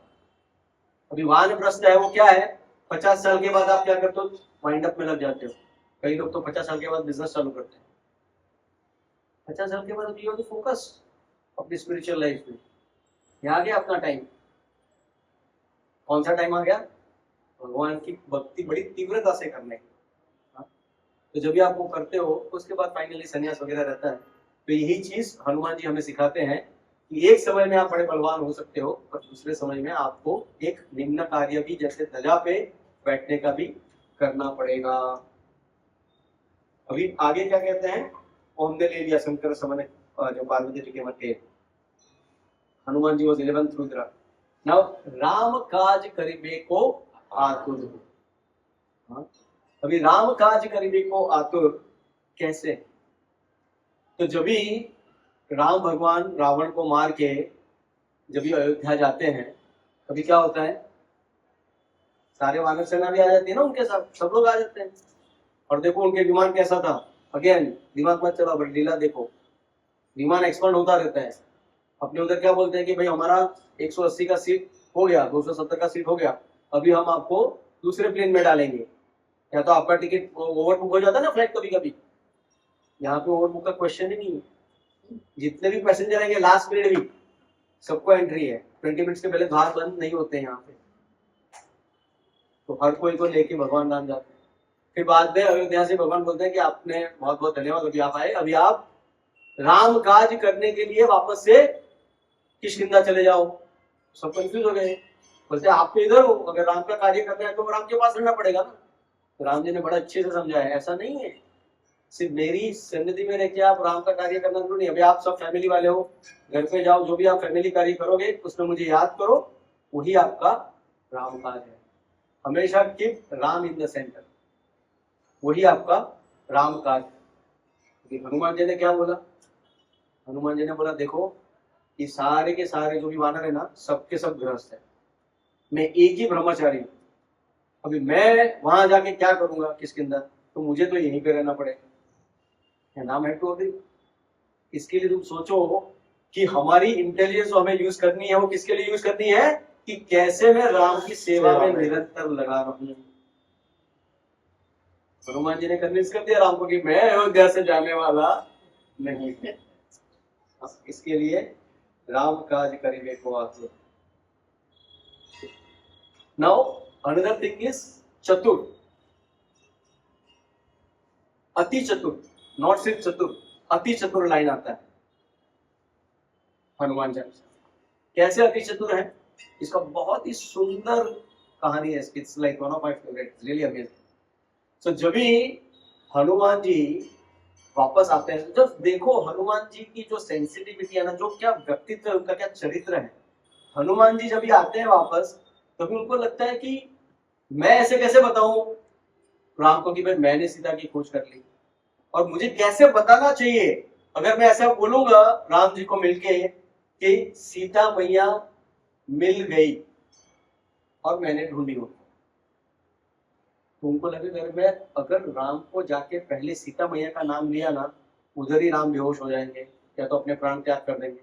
क्योंकि राम सीता के विरह में इतने इतने व्याकुल थे, इतने व्याकुल थे कि अगर उन्होंने सिर्फ सीता मैया का नाम पहले सुन लिया होता था ना, तो उधर ही प्राण त्याग, मतलब उनको क्या लगता था कि कुछ तो अनर्थ हो गया सीता के साथ। इसके लिए देखो कितने चतुर हैं और कितने व्यवहारिक हैं, कितने सेंसिटिव हैं।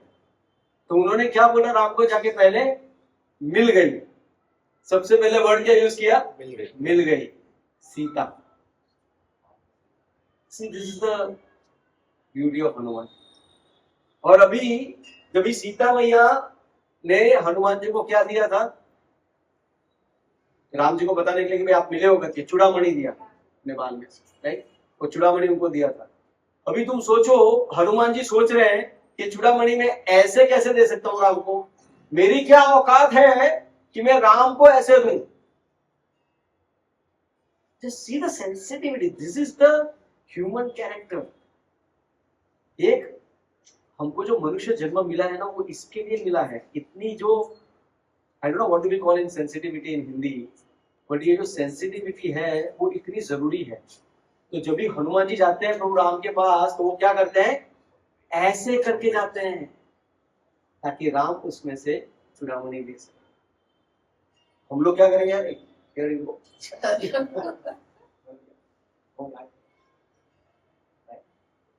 Now, अभी ये सब होने के बाद राम हनुमान जी को क्वेश्चन पूछते हैं, तो हनुमान जी ये सब तो ठीक है, बहुत बहुत धन्यवाद, पर आपने लंका क्यों जलाई? हनुमान जी बोलते लंका मैंने जलाई? मैंने नहीं जलाई लंका। बोलते किसने जलाई फिर? बोलते आपने। मैं तो इधर बैठा हूं, मैंने कैसे जलाई? I don't agree with you.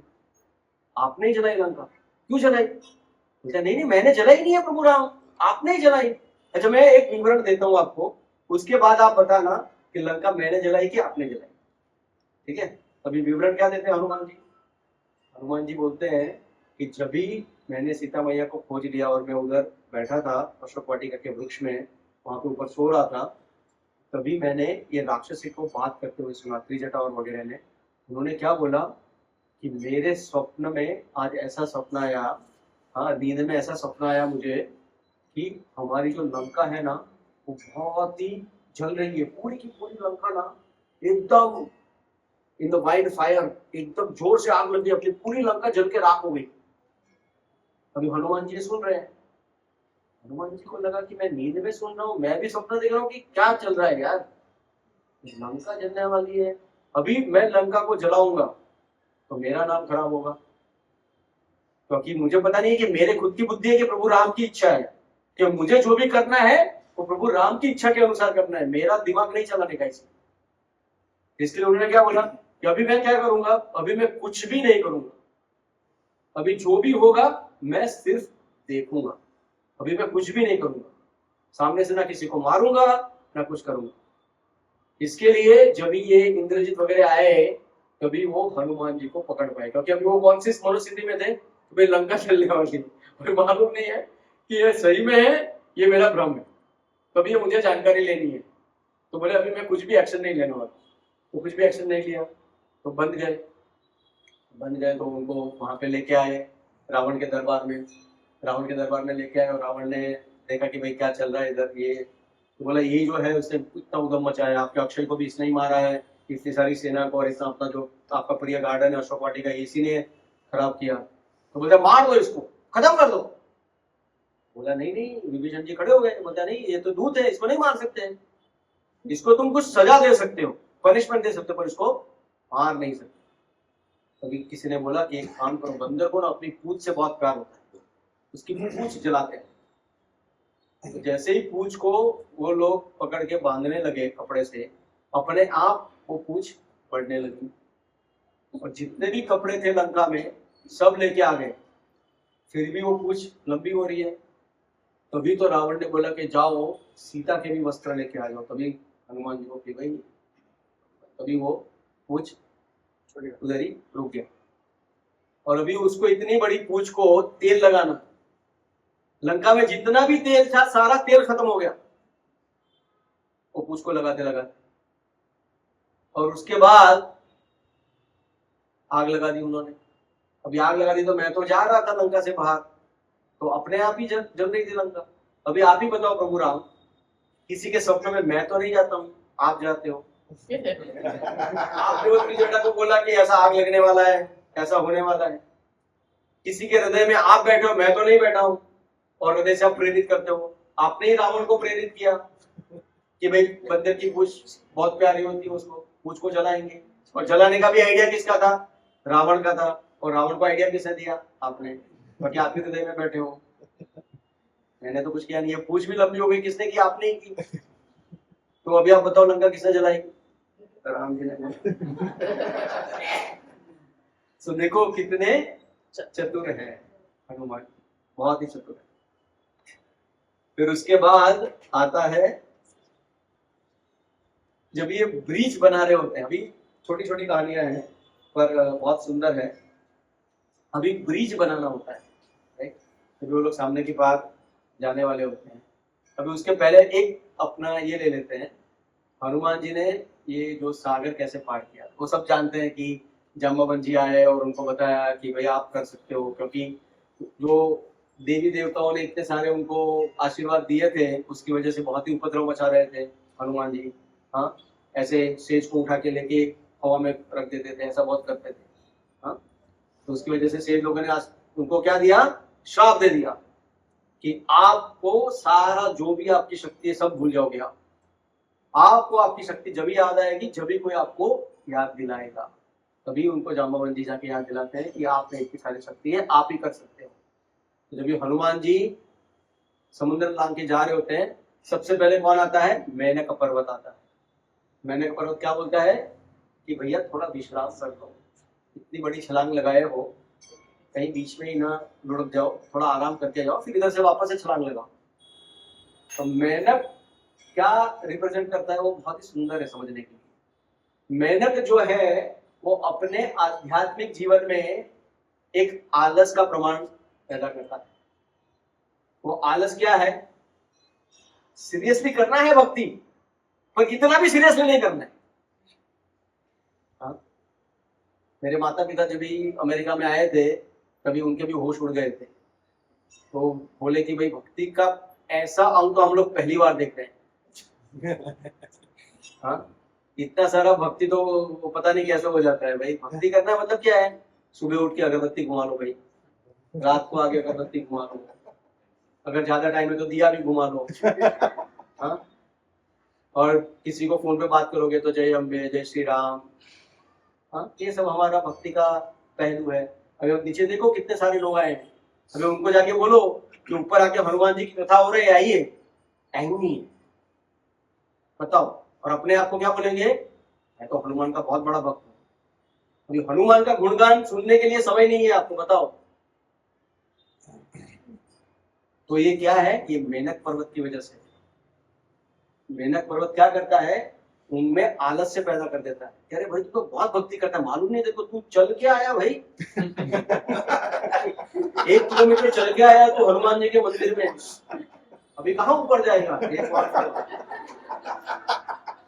आराम कर ले यहीं पे, केसरी टीका लगा ले, बहुत हो गया। अब मान जाते हैं लोग, मान जाते हैं लोग। इतनी करनी है पर इतनी भी नहीं करनी है। बाकी की भी चीजें भगवान ने दी है ना, एंजॉय करो यार। तो हनुमान जी ने क्या किया? हनुमान जी ने ऐसा नहीं बोला मैंने पर्वत पर है मेरे राम में बाधा डालते हैं, राम की सेवा में गेट आउट। हनुमान जी इतने सेंसिटिव थे, इतने सेंसिटिव थे नहीं, हनुमान जी सेंसिटिव है। हनुमान जी सेंसिटिव है, इतने सेंसिटिव है कि उन्होंने उनको सिर्फ पैर लगा के प्रणाम करके निकल गए। उनको रिस्पेक्ट किया कि thank you for your offer, but मैं जब भी राम की सेवा में हूं, मेरे पास 1 सेकंड की भी फुर्सत नहीं है आराम करने की, मुझे ये लंका पार जाना है। उसके बाद क्या आता है? सुरसा। सुरसा क्या करती है? बोलती है कि यहां से कोई भी आगे नहीं जा सकता है, उसको मेरे पेट में जाके ही आगे जा सकता है। पेट में जाके आगे जाना मतलब क्या? मृत्यु। हनुमान जी बोले ऐसा है क्या? हनुमान जी अपना विराट रूप दिखाते हैं, बड़े बड़े होते जाते हैं। सुरसा भी ऐसी योगी नहीं रहती, तो वो भी अपना मुंह इतना बड़ा करती है। जितने बड़े हनुमान जी हो रहे हैं उतनी बड़ी सुरसा का मुंह हो रहा है। फिर हनुमान जी ने क्या किया? क्योंकि वो क्या है? अति चातुर है। वो क्या किया? इतने से छोटे बन के अंदर गए, उनके तड़ियों में जाके घूम के बाहर आ गए। उनको क्या बोला? देखो भैया, हमने आपका जो भी व्रत था वो आपका पूरा कर दिया, अभी हमें जाने दी। तो सुरसा क्या रिप्रेजेंट करती है? कंपटीशन, इवन भक्तों में भी कंपटीशन होता है। सबसे अच्छा मैं भगवान राम का भजन गाता हूँ, गाती हूँ। मैं जब भी गाती हूँ, मैं जब गाता हूँ तो लोगों की आंखों से अश्रु आ जाते हैं। आप गाते हो तो लोग तो उठ के चले जाते हैं।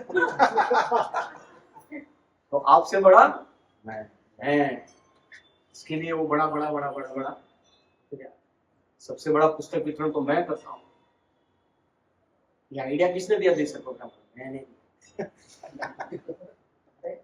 ऐसा सोचोगे तो सिंधी का आपको तुरंत निकल जाएगा, सॉरी सुरसा आपको तुरंत निकल जाएगा। Similarly next comes Simhika. जब ये सिंहिका आती है तो सिंहिका क्या करती है, उसमें एक सिद्धि होती है, वो किसी का भी परछाई को अगर पकड़ लिया ना तो आदमी उसके आगे जा ही नहीं सकता। तो हनुमान जी उड़ रहे हैं, कितनी स्पीड में उड़ रहे हैं? 100 200 नहीं, सुपर फास्ट स्पीड। आज का कोई जेट विमान भी उसके स्पीड के सामने नहीं आ सकता। उतनी स्पीड से जा रहा है और सडनली क्या हो गया, वो उधर ही अटक गए। बोले ये क्या हो गया, आगे जा रही है, आगे नहीं जा रहा। तो समझ में आया कि ये किसी ने तो नीचे से मेरी परछाई को पकड़ लिया इसके लिए। तो वो क्या करते हैं, तुरंत ही सिंहिका के मुंह में जाकर उसका पेट फाड़ के बाहर निकल जाता है और सिंहिका का वो वध कर देते हैं।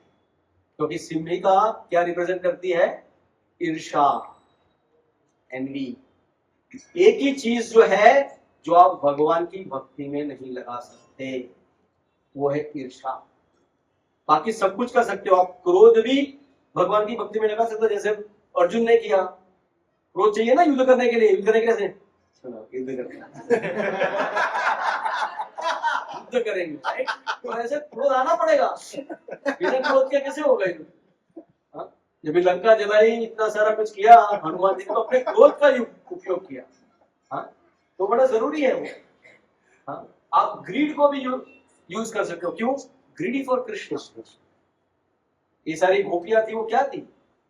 कृष्णा के एसोसिएशन के लिए कितनी ग्रीडी थी वो। इसीलिए उन्होंने, इसीलिए कहा जाता है कि गोपी वर्त पद कमल और दास दास दास अनुदास। चैतन्य महाप्रभु ने कहा कि हमें गोपियों के पद चिन्हों पे चलना है। तो उसी तरह से ये तीन चीज जो है वो हनुमान जी ने अपने को बहुत अच्छे से सिखाई कि क्या करना चाहिए। फिर आगे जाके जब भी लंका में एंटर करते तो एंटर करने से पहले क्या होता है, वीजा ऑफिसर है वहां पे, लंकिनी क्या बोलती है, show me the visa, passport दिखाओ, वीजा दिखाओ। अरे नहीं है आपके पास, तो वो धक्का मार देती है। ऐसे आप मारते हो ना धक्का? नहीं? अच्छा, गुड बॉय। हाँ, हम देखते हैं कैसे धक्का मार दिया लंकिनी ने, हनुमान जी गिर गए। हनुमान जी ने बोले तेरी ये मजाक, जाके फटाक कान के नीचे बजा। किसको? लंकिनी को। और लंकिनी वहां पे मूर्छित हो गई। 15 मिनट तक लंकिनी उठी नहीं पाई। और जैसे ही लंकिनी उठी, उसने क्या बोला, आपका visa stamp, you go please, most welcome. क्योंकि लंकिनी को एक जन ने एक भविष्यवाणी बताई थी कि जिस दिन एक वानर आएगा और आपको एक घूसा मारेगा, एक झापड़ मारेगा, कान के नीचे बजाएगा, तभी समझ जाना कि ये लंका का विनाश होने वाला है। इसीलिए बोला कि मैं विनाश को रोक नहीं सकती, आपको रेड कार्पेट वेलकम में आइए हनुमान जी। तो इसका भी आचार्यगण बहुत अच्छे से बताते हैं कि जब भी आप सत्संग में जाते हो तभी भी आपको एक के बाद एक झापड़ मिलती है। कौन सी झापड़ मिलती है? कि हम जो कर रहे हैं जीवन में वो सही नहीं कर रहे हैं। अगर आप कोई भी सत्संग में गए और आपको ऐसे वर्चुअल झापड़ नहीं मिली तो समझने का कि वो सत्संग नहीं है। क्योंकि सत्संग में से अगर कुछ सीखे ही नहीं हम तो फायदा क्या है वो सत्संग का? इसीलिए आप देखोगे कई बार लोग आके बोलते हैं ना, ये इस्कॉन वाले ना बहुत एक्सट्रीम है यार, उससे अच्छा बाकी के लोग है ना, कुछ नहीं, कांदा लहसुन खाओ, कोई प्रॉब्लम नहीं है, चाय कॉफी दारू पियो, क्या प्रॉब्लम है? उसीलिए तो बनाया गया, सिगरेट फूको यार, क्या प्रॉब्लम है? और ये लोग हैं कि सब कुछ बंद करवा देते हैं यार। नहीं, तो झापड़ नहीं पड़ेगा तब तक कैसे होगा? लंकिनी को झापड़ पड़ा, उसके बाद क्या हुआ? देयर वाज अमेजिंग सत्संग। एक ही झापड़ में, like you know, it's the fastest सत्संग एवर। एक ही झापड़ में काम हो गया, सुधर गया आदमी। कि क्या करने का है। So that is what Lanka is, Lankini. And then Hanuman ji अंदर प्रवेश करते हैं और 30-40 दिन हो गए हैं, मदर सीता किधर भी दिख नहीं। Finally he sees mother Sita. हाँ, तो देर से देखते हैं और जब भी वो सीन होता है, हनुमान जी देखते हैं कि सीता मैया almost about to commit suicide, क्योंकि उस बार रावण आके बहुत ही भला बुरा बोल के गया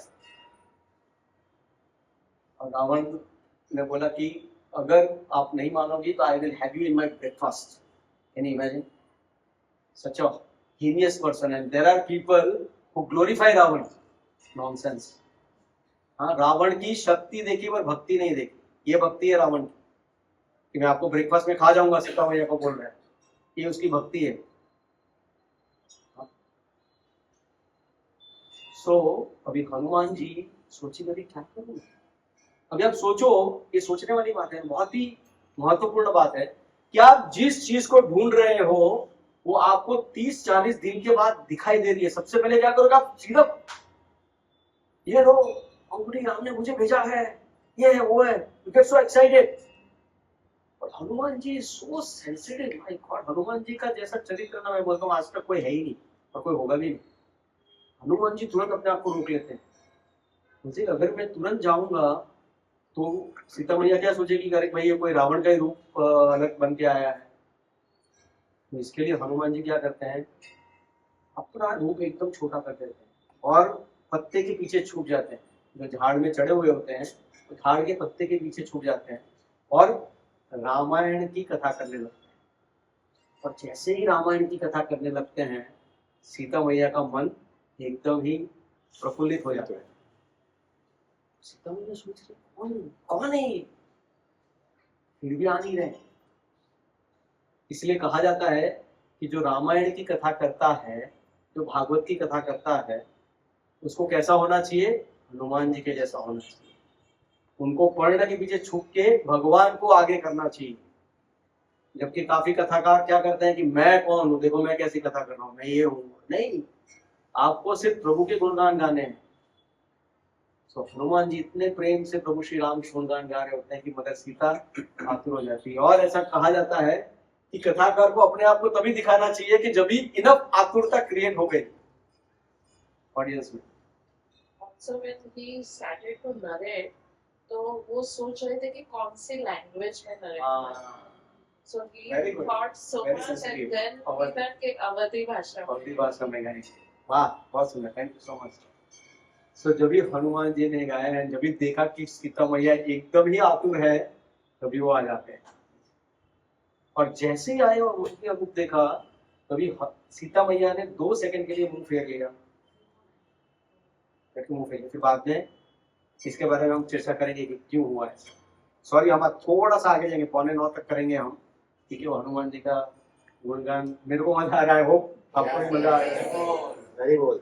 सो हनुमान जी बहुत सुंदर तरीके से बताते हैं उनको, सीता मैया को, कि भाई ऐसा ऐसा है और प्रभु श्री राम ने अंगूठी दी है, तो अंगूठी देख के समझ जाते हैं कि ये राम का दूती है। एंड देन हनुमान जी उनको बोलते हैं कि चलो हम लोग चले जाते हैं यहाँ से, लेट्स गो, मेरे पास इतनी शक्ति है कि मैं आपको लेके चला जाऊंगा। तो शक्ति, सीता मैया देखते हैं दिव्यम जितना रूप था हनुमान जी का, हाँ, और बोलते हैं कि आप मेरे को लंका से उठा के लेके जाओगे किष्किंधा, अयोध्या, कैसे पॉसिबल है? तो हनुमान जी को चमका करे, वो मेरा रूप देख रही है। बोले नहीं नहीं नहीं नहीं, बड़े हो गए, एकदम बड़े हो गए, विशाल। तो सीता मैया कंफ्यूज हो गई, अभी इतने थे, अभी इतने बड़े हो गए। तो उनको पूछा कि हनुमान जी आपका ओरिजिनल रूप क्या है भाई? ये तो बड़े हो गए, ये तो एकदम छोटे हो गए, आपका ओरिजिनल रूप क्या है? तो सुनो क्या जवाब देते हैं हनुमान जी। हनुमान जी बोलते हैं कि मेरा ओरिजिनल रूप जो है वो बहुत ही छोटा है, मेरा ओरिजिनल रूप बहुत ही छोटा है, पर प्रभु राम की सेवा के लिए मैं कोई भी विशाल रूप ले सकता हूं। ये भक्ति मनोदशा होनी चाहिए। मैं बहुत छोटा हूं, पर अगर मुझे प्रभु की सेवा करनी है, कृष्ण की सेवा करनी है, राम की सेवा करनी है, उनके भक्तों की सेवा करनी है, तो मैं कितना भी साहस करने के लिए रेडी हूं। देखो क्या सिखाते हैं हमको। फिर हनुमान जी उनको बताते हैं कि चलो मैं आपको लेके चलता हूँ। तो वो बोलती कि नहीं, मैं तो पर पुरुष को टच नहीं कर सकती, मैं तो पतिव्रता स्त्री हूँ। बोलते पर पुरुष कैसे, मैं तो आपके बेटे के समान हूँ। तो क्या ठीक है। तो अभी आपने देखा हनुमान जी आर्गुमेंट में कितने खतरनाक है, प्रभु राम को भी हरा दिया उन्होंने कि लंका किसने जलाया। पर इसीलिए अभी देखो कि स्त्री की मनोस्थिति क्या है, हनुमान जी उनको नहीं हरा पाए, वो देखेंगे हम। तो फिर बोला नहीं मैं लेके चलता हूँ आपको। बोलते ठीक है, अभी मैं एग्री करती हूँ कि मैं आपको टच कर सकती हूँ, आप मेरे पीठ पे बैठ जाइए, एक ही छलांग मारूंगा, हम सीधा लंका के बाहर, पूरा समंदर के पार।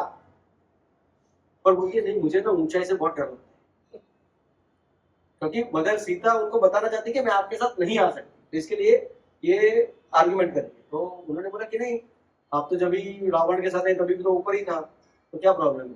बोलता है नहीं, अगर आप जाओगे और पीछे राक्षस लोगों को पता चल गया तो वो आपके साथ युद्ध करने आएंगे, आप तो युद्ध में बिजी हो जाओगे, और इधर ऐसा ऐसा करवट लिया तो मैं तो गिर जाऊंगी ना नीचे। बोलते हैं आप तो खुद भूमि देवी हो सीता मैया, तो आपको क्या, भूमि भूमि पे गिरोगे तो भी आपकी मदर आपको ले लेगी, अब भूमि देवी हो, भूमि पुत्री हो आप, तो आपको क्या प्रॉब्लम है। Lot of argument going back and, क्योंकि हनुमान जी बड़े चतुर है, वो छोड़ेंगे नहीं, बोले नहीं लेके चलूंगा मैं आपको मैया, और ये जो विरह है राम और आपका वो मैं खत्म कर दूं। तो फिर सीता मैया ने असली कारण बताया कि मैं आपके साथ क्यों नहीं आ सकती। सीता मैया ने बताया कि भैया मुझे रावण अपहरण करके लेके आया, और पूरी दुनिया क्या सोचेगी कि एक वानर आया वो वापस लेके गया, तो प्रभु राम ने क्या किया इसको। मेरे प्रभु, इसीलिए हमेशा आप देखोगे कि कोई भी पतिव्रता स्त्री के लिए अपना पति का मान सबसे बड़ा रहता है।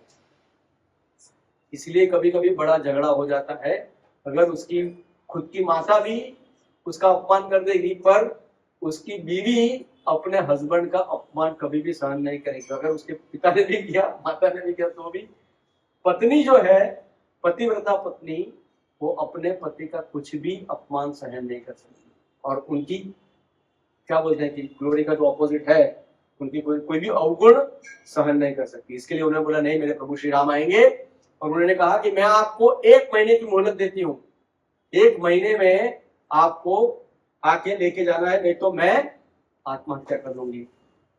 अब ये देखो, सब लोग ऐसा धमकी देते हैं। Ramayana is very exciting. कई बार लोग बोलते हैं कि रामायण इज वेरी स्लो। अब ये देखो 1 महीने के अंदर कैसे होगा, देखो अभी तक ब्रिज भी नहीं बना है, कुछ भी नहीं बना है। तो ऐसा बताया जाता है कि हनुमान जी को 1.5 दिन लगा वापस जहाँ पे जाम्बुवन वगैरह थे वहां जाने के लिए, वहां से उनको किष्किंधा जाने में लिए और 1.5 दिन लगा, 3 दिन हो गए। उसके बाद पूरी सेना को लेके उनको वो जो जहाँ पे था वहां पे आने के लिए करीबन 7 दिन लगे। उसके बाद उनको कुछ 5 दिन, 3 दिन वो समुद्र के पास उनको गए, 13 दिन हो गए। उसके बाद 5 दिन उनको ब्रिज बनाने में लगे, तो कितने हो गए, 18 दिन हो गए। और 18 के बाद उनको 5 दिन लगे क्रॉस करने के लिए ब्रिज को, और 7 दिन में युद्ध समाप्त हो गया। That creates the entire 1 month, 30 days युद्ध समाप्त हो गया। और उसी दिन that was the last day of वनवास, 14 साल की वनवास भी उसी दिन खत्म हो रहा था। So that is how you see how so beautiful it is, so exciting। और जब ये ब्रिज बन रहा होता है तभी प्रभु श्री राम आते हैं, तो वहां पे देखते हैं कि दिलहरी रहती है वहां पे। दिलहरी को समझ जाते हैं ना, स्क्विरल, किसको गिलहरी रहती है, तो उसको देख वहां पे वो रहते हैं और हनुमान जी रहते हैं। तो राम आते हैं और उनको बोलते हैं हनुमान जी को कि भाई हम लोग ये ब्रिज क्यों बांध रहे हैं। तो हनुमान जी ने बोला कि लंका में जाने के लिए, रावण को मारने के लिए।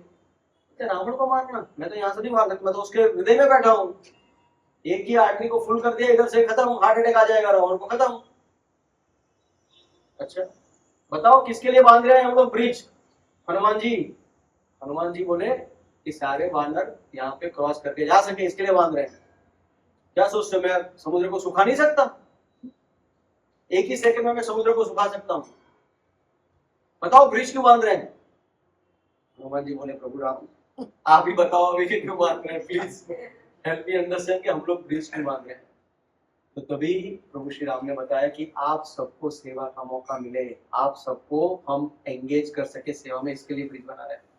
तभी उनको समझ में आया कि ये जो गिलहरी है वो भी उतनी सेवा कर रही है। सही, बहुत ही सुंदर है। अभी हम लोग एक दो प्रसंग लेंगे, बहुत ही सुंदर प्रसंग है।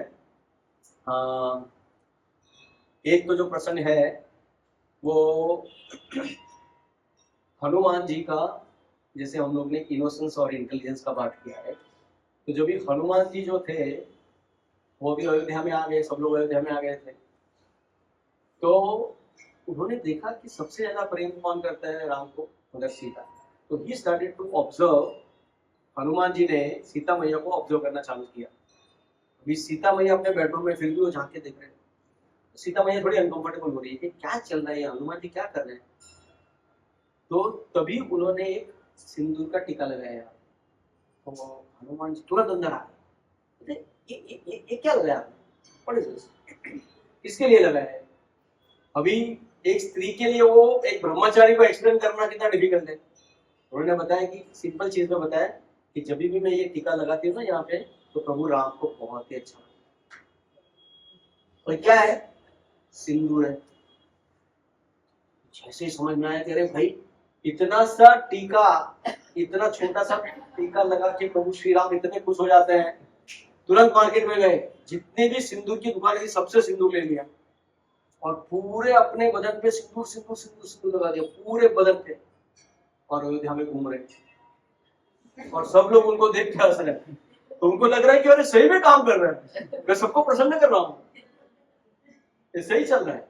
वो ऐसे ही वेश में अयोध्या में प्रभु श्री राम के दरबार में पहुंच गए, और राम वहां पे बहुत ही सीरियस कुछ चर्चा चल रही है। सडनली राम देखते हैं कि सब लोग हंस रहे हैं, तो क्या हो गया? और सडनली प्रभु श्री राम की नजर हनुमान जी पे पड़ी, और जैसे ही हनुमान जी को देखा, प्रभु राम भी देख के इतने हंसने लगे, इतने हंसने लगे, प्रभु श्री राम खुद लोटपोट हो गए। तो हनुमान जी को लगा अरे यार ये तो सही है, काम करता है, देखो मैंने कितना प्रसन्न कर लिया प्रभु श्री राम को। सो वो देख के प्रभु श्री राम को बोलते कि आप जाके अभी स्नान करके आइए। बट हमारे आचार्य बताते कि देखो, जब भी कोई आदमी इंटेलिजेंट होता है ना, तो उसकी इनोसेंस पूरी चली जाती है, तो बिल्कुल भी इनोसेंट नहीं रहता है। क्योंकि इतना इंटेलिजेंट रहता है ना, तो कभी भी ऐसा नहीं करता है। But the person who is a pure civilised person, हाँ, उसमें ये दोनों चीज का समन्वय रहता है, इनोसेंस भी रहती है और इंटेलिजेंस भी रहती है। आप देखो प्रभु श्री राम ने जो पूरा लंका के ऊपर जीत हासिल की, उसमें मैन ऑफ द मैच कौन थे? Hanuman ji. Man of the series कौन थे? हनुमान जी। हम देखते हैं, and we will end with this. जब भी प्रभु हनुमान जी को आते हैं सीता मैया की खबर लेके प्रभु श्री राम को, तभी पहली बार हनुमान जी प्रभु श्री राम के चरण को स्पर्श करते हैं। जैसे ही प्रभु श्री राम के चरण को स्पर्श किया हनुमान जी ने, तो क्या पोज रहेगा चरण को स्पर्श करने का? ऐसे थोड़ा बैंड होके करोगे ना। और जैसे ही वो बैंड हुए, प्रभु श्री राम ने क्या किया? अपने जो दो हाथ थे वो उनके कंधे पे रख दी हनुमान जी।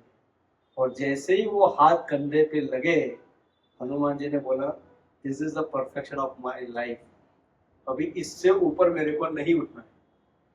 अगर मैं उठा तो भगवान के हाथ मेरे ऊपर से चले जाएंगे, इसी पोजीशन में रहा तो भगवान के हाथ मेरे ऊपर सदा रहेंगे। अगर मेरे ऊपर से प्रभु राम के हाथ उठ गए तो मेरा क्या होगा? मेरी तो कोई शरण ही नहीं रहेगी। तभी प्रभु श्री राम जान गए कि हनुमान जी क्या सोच गए, फिर तो खड़े ही नहीं होंगे और हमें तो युद्ध भी करना है।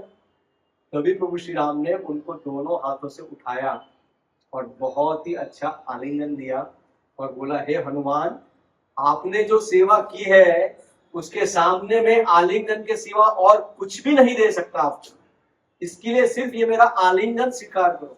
तुम देखो क्या प्रभु श्री राम की मर्सी है और हनुमान की क्या भक्ति है, अमेजिंग। और जैसे ही आलिंगन किया और इतना अच्छा लगा हनुमान जी को, तभी हनुमान जी ने एक वचन ले लिया। क्या वचन लिया? कि प्रभु श्री राम ने ये बॉडी को आलिंगन किया है, शरीर को आलिंगन किया है, ये शरीर को मैं कभी भी नहीं त्यागूंगा। इसीलिए one of the reason Hanuman ji चिरंजीवी इज बिकॉज ऑफ दिस।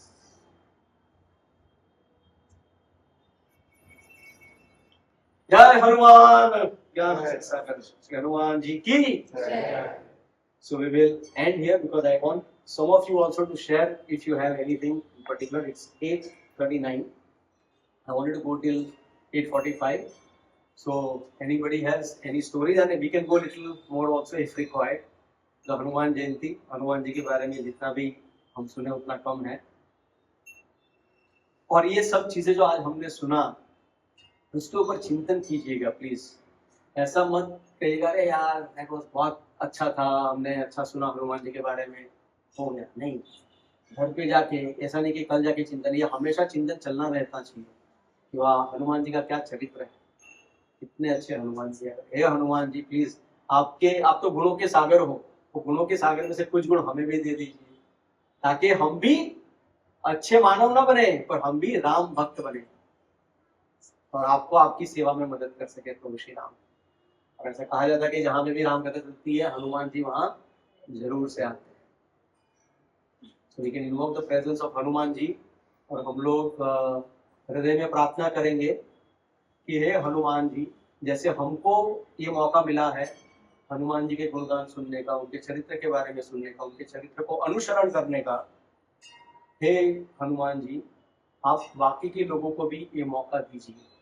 ऐसा नहीं है कि हम प्रचार कर रहे हैं इसलिए नहीं, पर ये जो आपकी कथा है, आपके जो गुणगान है, वो सुन के कई लोगों का उनके जीवन सार्थक कर सकते हैं प्रभु श्री राम के चरणों में। तो ये प्रार्थना के साथ हम विराम देंगे और किसी को कुछ शेयर करना है तो प्लीज शेयर कीजिए हनुमान जी के बारे में, आपको क्या अच्छा लगता है। There are so many other things. ये तो बोलते हैं ना टिप ऑफ द आइसबर्ग। हिमशिला जो रहती है, जो दिखती है ना, वो सिर्फ इतनी दिखती है पर अंदर जो है वो 1/9 के 9/10 होती है। यस प्रभु।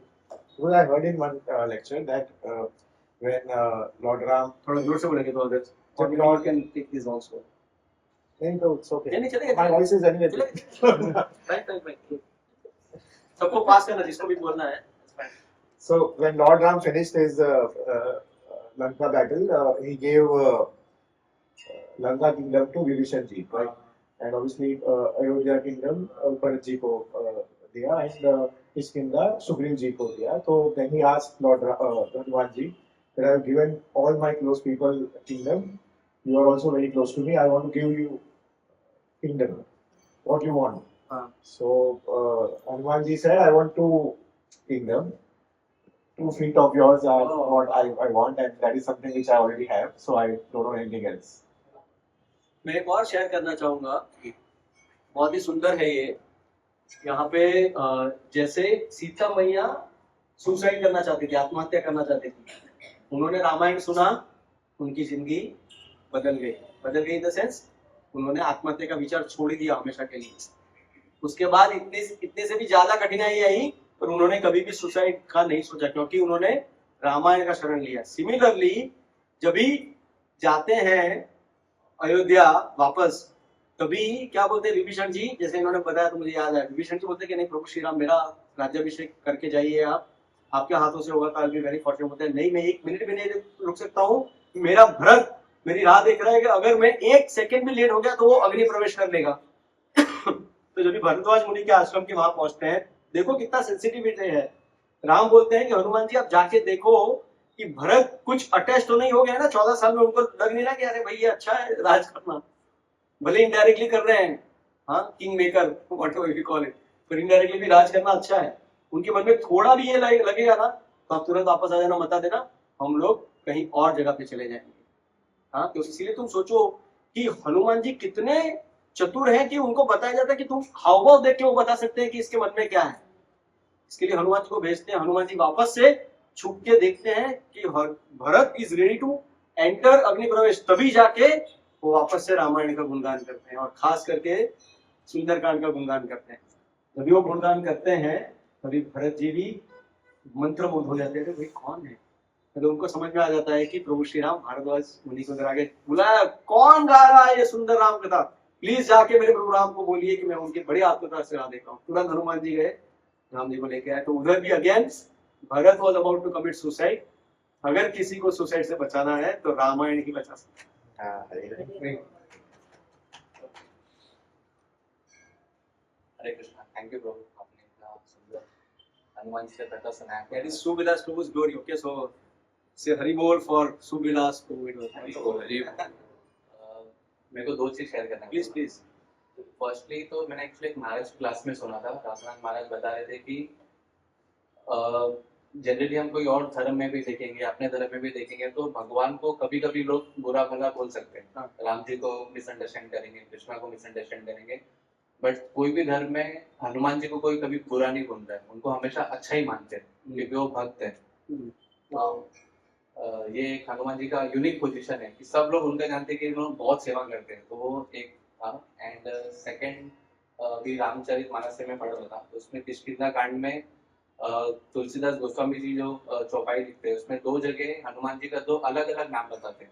तो उसका एक्सप्लेनेशन भी एक क्लास में सुन रहा था कि जब भी वो लोग सीता मैया के खोज में निकलते हैं, तो स्वयं प्रभा की गुफा में जाने के पहले वहाँ पे तुलसीदास जी लिखते हैं कि आगे की हनुमंते लीला, मतलब वहाँ पे हनुमान जी सबसे आगे जाते हैं, वहाँ पे हनुमान जी का नाम उन्होंने हनुमान यूज किया है।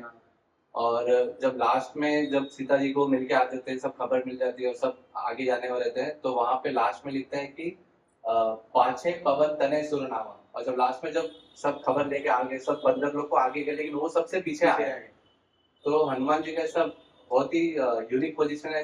ऐसा बोल नहीं सकते कि हर बार मैं ही आगे रहूं, या क्योंकि हम कभी अभिमान के मारे भी आगे हो सकते हैं, कभी डर के मारे पीछे हो सकते हैं, बट हनुमान जी का वैसा नहीं है कि बट वो ऐसा कुछ अटैच नहीं रहते कोई पोजीशन को।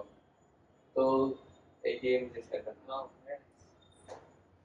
किसी और को गोविंद प्रेम प्रभु, कृष्णा माता जी, गोपीनंद जी, कन्या राधिका माता जी, जिगर प्रभु, विशाल प्रभु। I just wanted to share कि कैसे our philosophy is being dasanudas. And for us, how important it becomes to pray to Hanuman ji को प्रे करना कितना जरूरी होता है, क्योंकि हनुमान जी दासत्व रिप्रेजेंट करते हैं। तो हम हमारे लिए स्पेशली ये दिन खास है कि हम प्रे कर सके कि हमको वो चेतना प्रदान करें हनुमान जी, कि हम वो मूड और वो भाव समझ के हम इम्पोर्टेंस समझ सके दासत्व।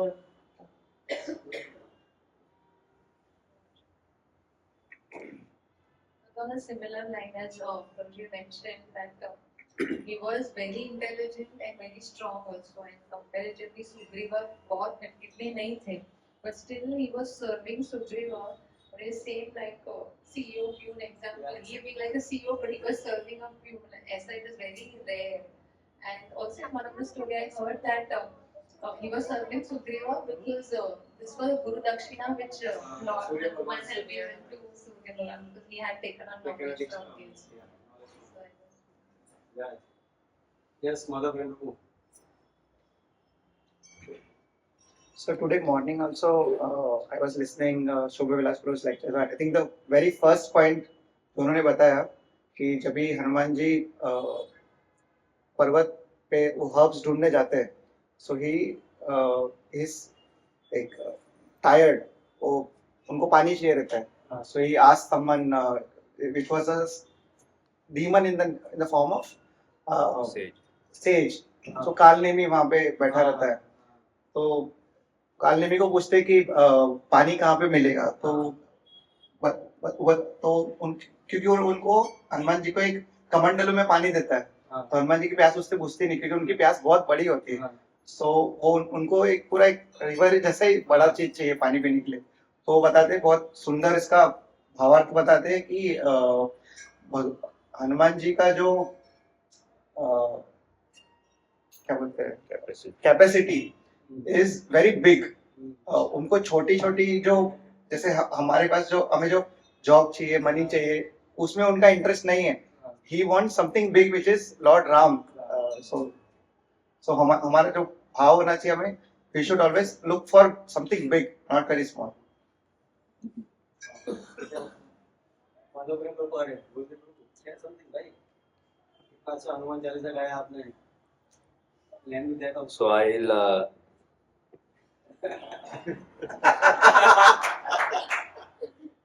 ये स्टोरी हम लोग ने सबने सुना है. अभी बलदेव लोग ने रामनवमी के दिन बोला, तो बेस्ट स्टोरी लगा मुझे. छोटा सा स्टोरी है. तो कोई जैसे प्रभु जी ने भी बोला कि हनुमान जी हमेशा वहां रहते हैं जहाँ पे राम का कथा होता है.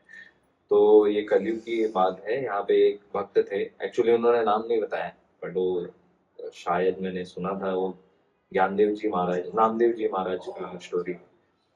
तो वो राम कथा कर रहे होते हैं और हनुमान जी को ऐसा लगता है कि एक बार मैं आके इनके कथा में बैठता हूँ.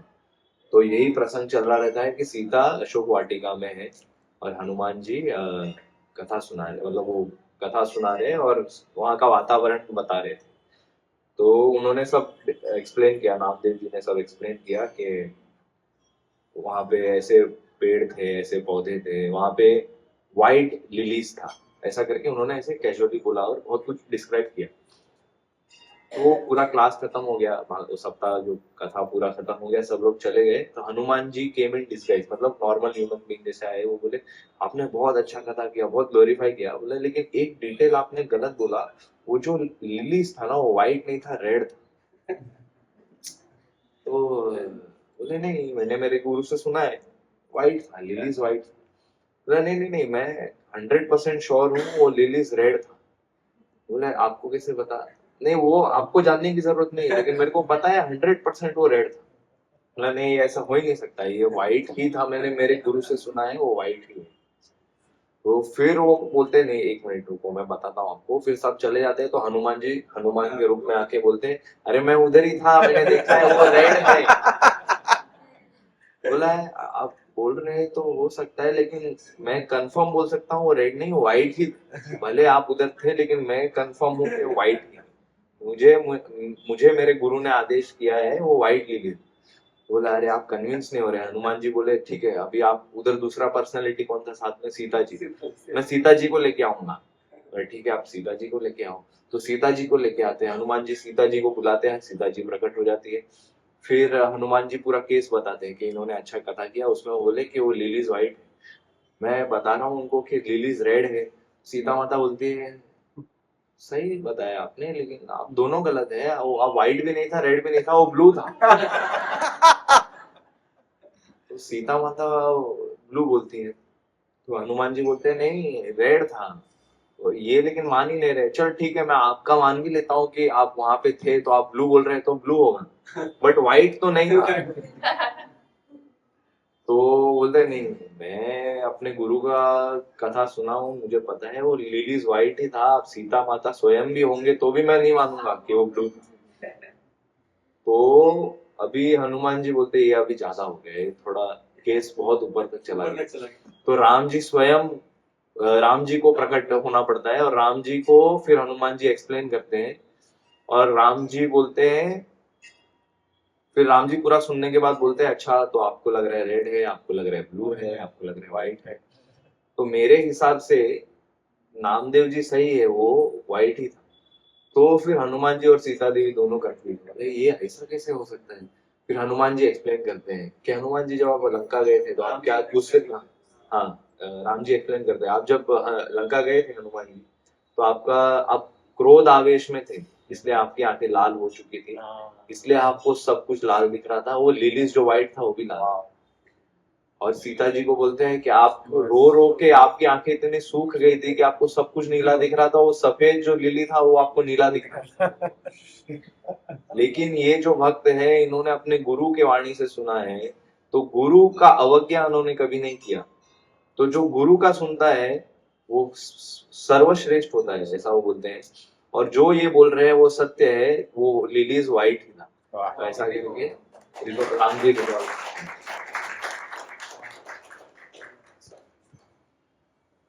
किसी को करना है आप भी कोई कर सकते हो. ऐसा नहीं कि हमेशा आप भी कहीं को हनुमान जी कैसे हैं कि सबसे प्रिय है? हाँ, ललित माधव प्रभु तो वो हमारे हनुमान जी के अंश ही है, वो भी हमारे, कभी बोलेंगे नहीं। पर आज हनुमान जी का है, आप कुछ नहीं, मैं सुनना है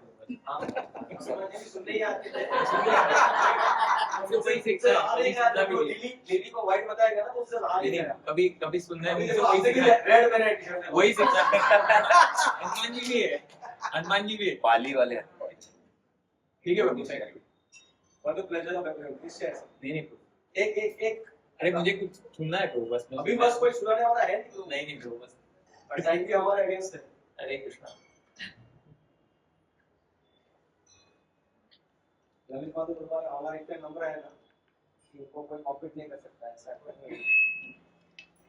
तो ठीक है, अंत में मैं एक ही निवेदन करूंगा सबसे, कि we are very very fortunate, हम सब बहुत ही भाग्यशाली हैं कि हमको ये मौका मिल रहा है, मुझे मौका मिल रहा है खुद पढ़ने का और आपके साथ शेयर करने का, आपको ये सुनने का मौका मिल रहा है। तो प्लीज ये मौके को गवाइए मत, जितना हो सके उतना आइए, भगवत गीता के बारे में सुनिए, भगवान के बारे में सुनिए। ये सुनने से आपका जीवन सफल हो जाएगा। गाड़ियां आएगी, पैसा आएगा जाएगा, पर भक्ति जो है ना वही आपके साथ हमेशा रहने वाला है। जीवन पर्यंत जीवन यही चीज आपके साथ रहेगा। तो इसको बिल्कुल लाइटली मत लीजिए, क्योंकि मेंढक पर्वत आपको कभी भी कन्विंस कर सकता है कि थोड़ा सा ब्रेक ले लो। इतने हफ्ते तो जा रहे हो, जब एक हफ्ता नहीं गए और घूम लिए इधर उधर, तो क्या फर्क पड़ता है। कभी मेंढक पर्वत को बोलने का थैंक यू फॉर योर प्रलोभन, बट मैं वहां पे तो जाऊंगा या जाऊंगी ही, उसके बाद जो भी करना है करूंगा। पर ये जो चीज है सत्संग, वो बहुत ही दुर्लभ है, बिलीव मी। बाजू में होते हुए भी अब देखो इस सोसाइटी में कितने सारे लोग रह रहे हैं, उनको सिर्फ ऊपर से नीचे आना है। हम कई लोग 5 किलोमीटर से आते हैं, 2 किलोमीटर से आते हैं, 1 किलोमीटर से आते हैं, उनको तो सिर्फ स्टेप्स उधर के नीचे आना है। क्यों वो लोग नहीं आ पा रहे हैं? क्योंकि उनका भाग्य नहीं खुला है भक्ति का, और हम सबका खुला है, तो उसको खुला रहने दो। और वो खुला कैसे रहेगा? जब भी हम लोग ज्यादा प्रयास करेंगे भगवान के भक्तों के संग में आने के लिए। ये बहुत ही जरूरी है, आप प्लीज इसको बिल्कुल भी लाइटली मत लीजिए, ठीक है? So we'll have prasadam prayers now. Thank you very much. Hare Krishna.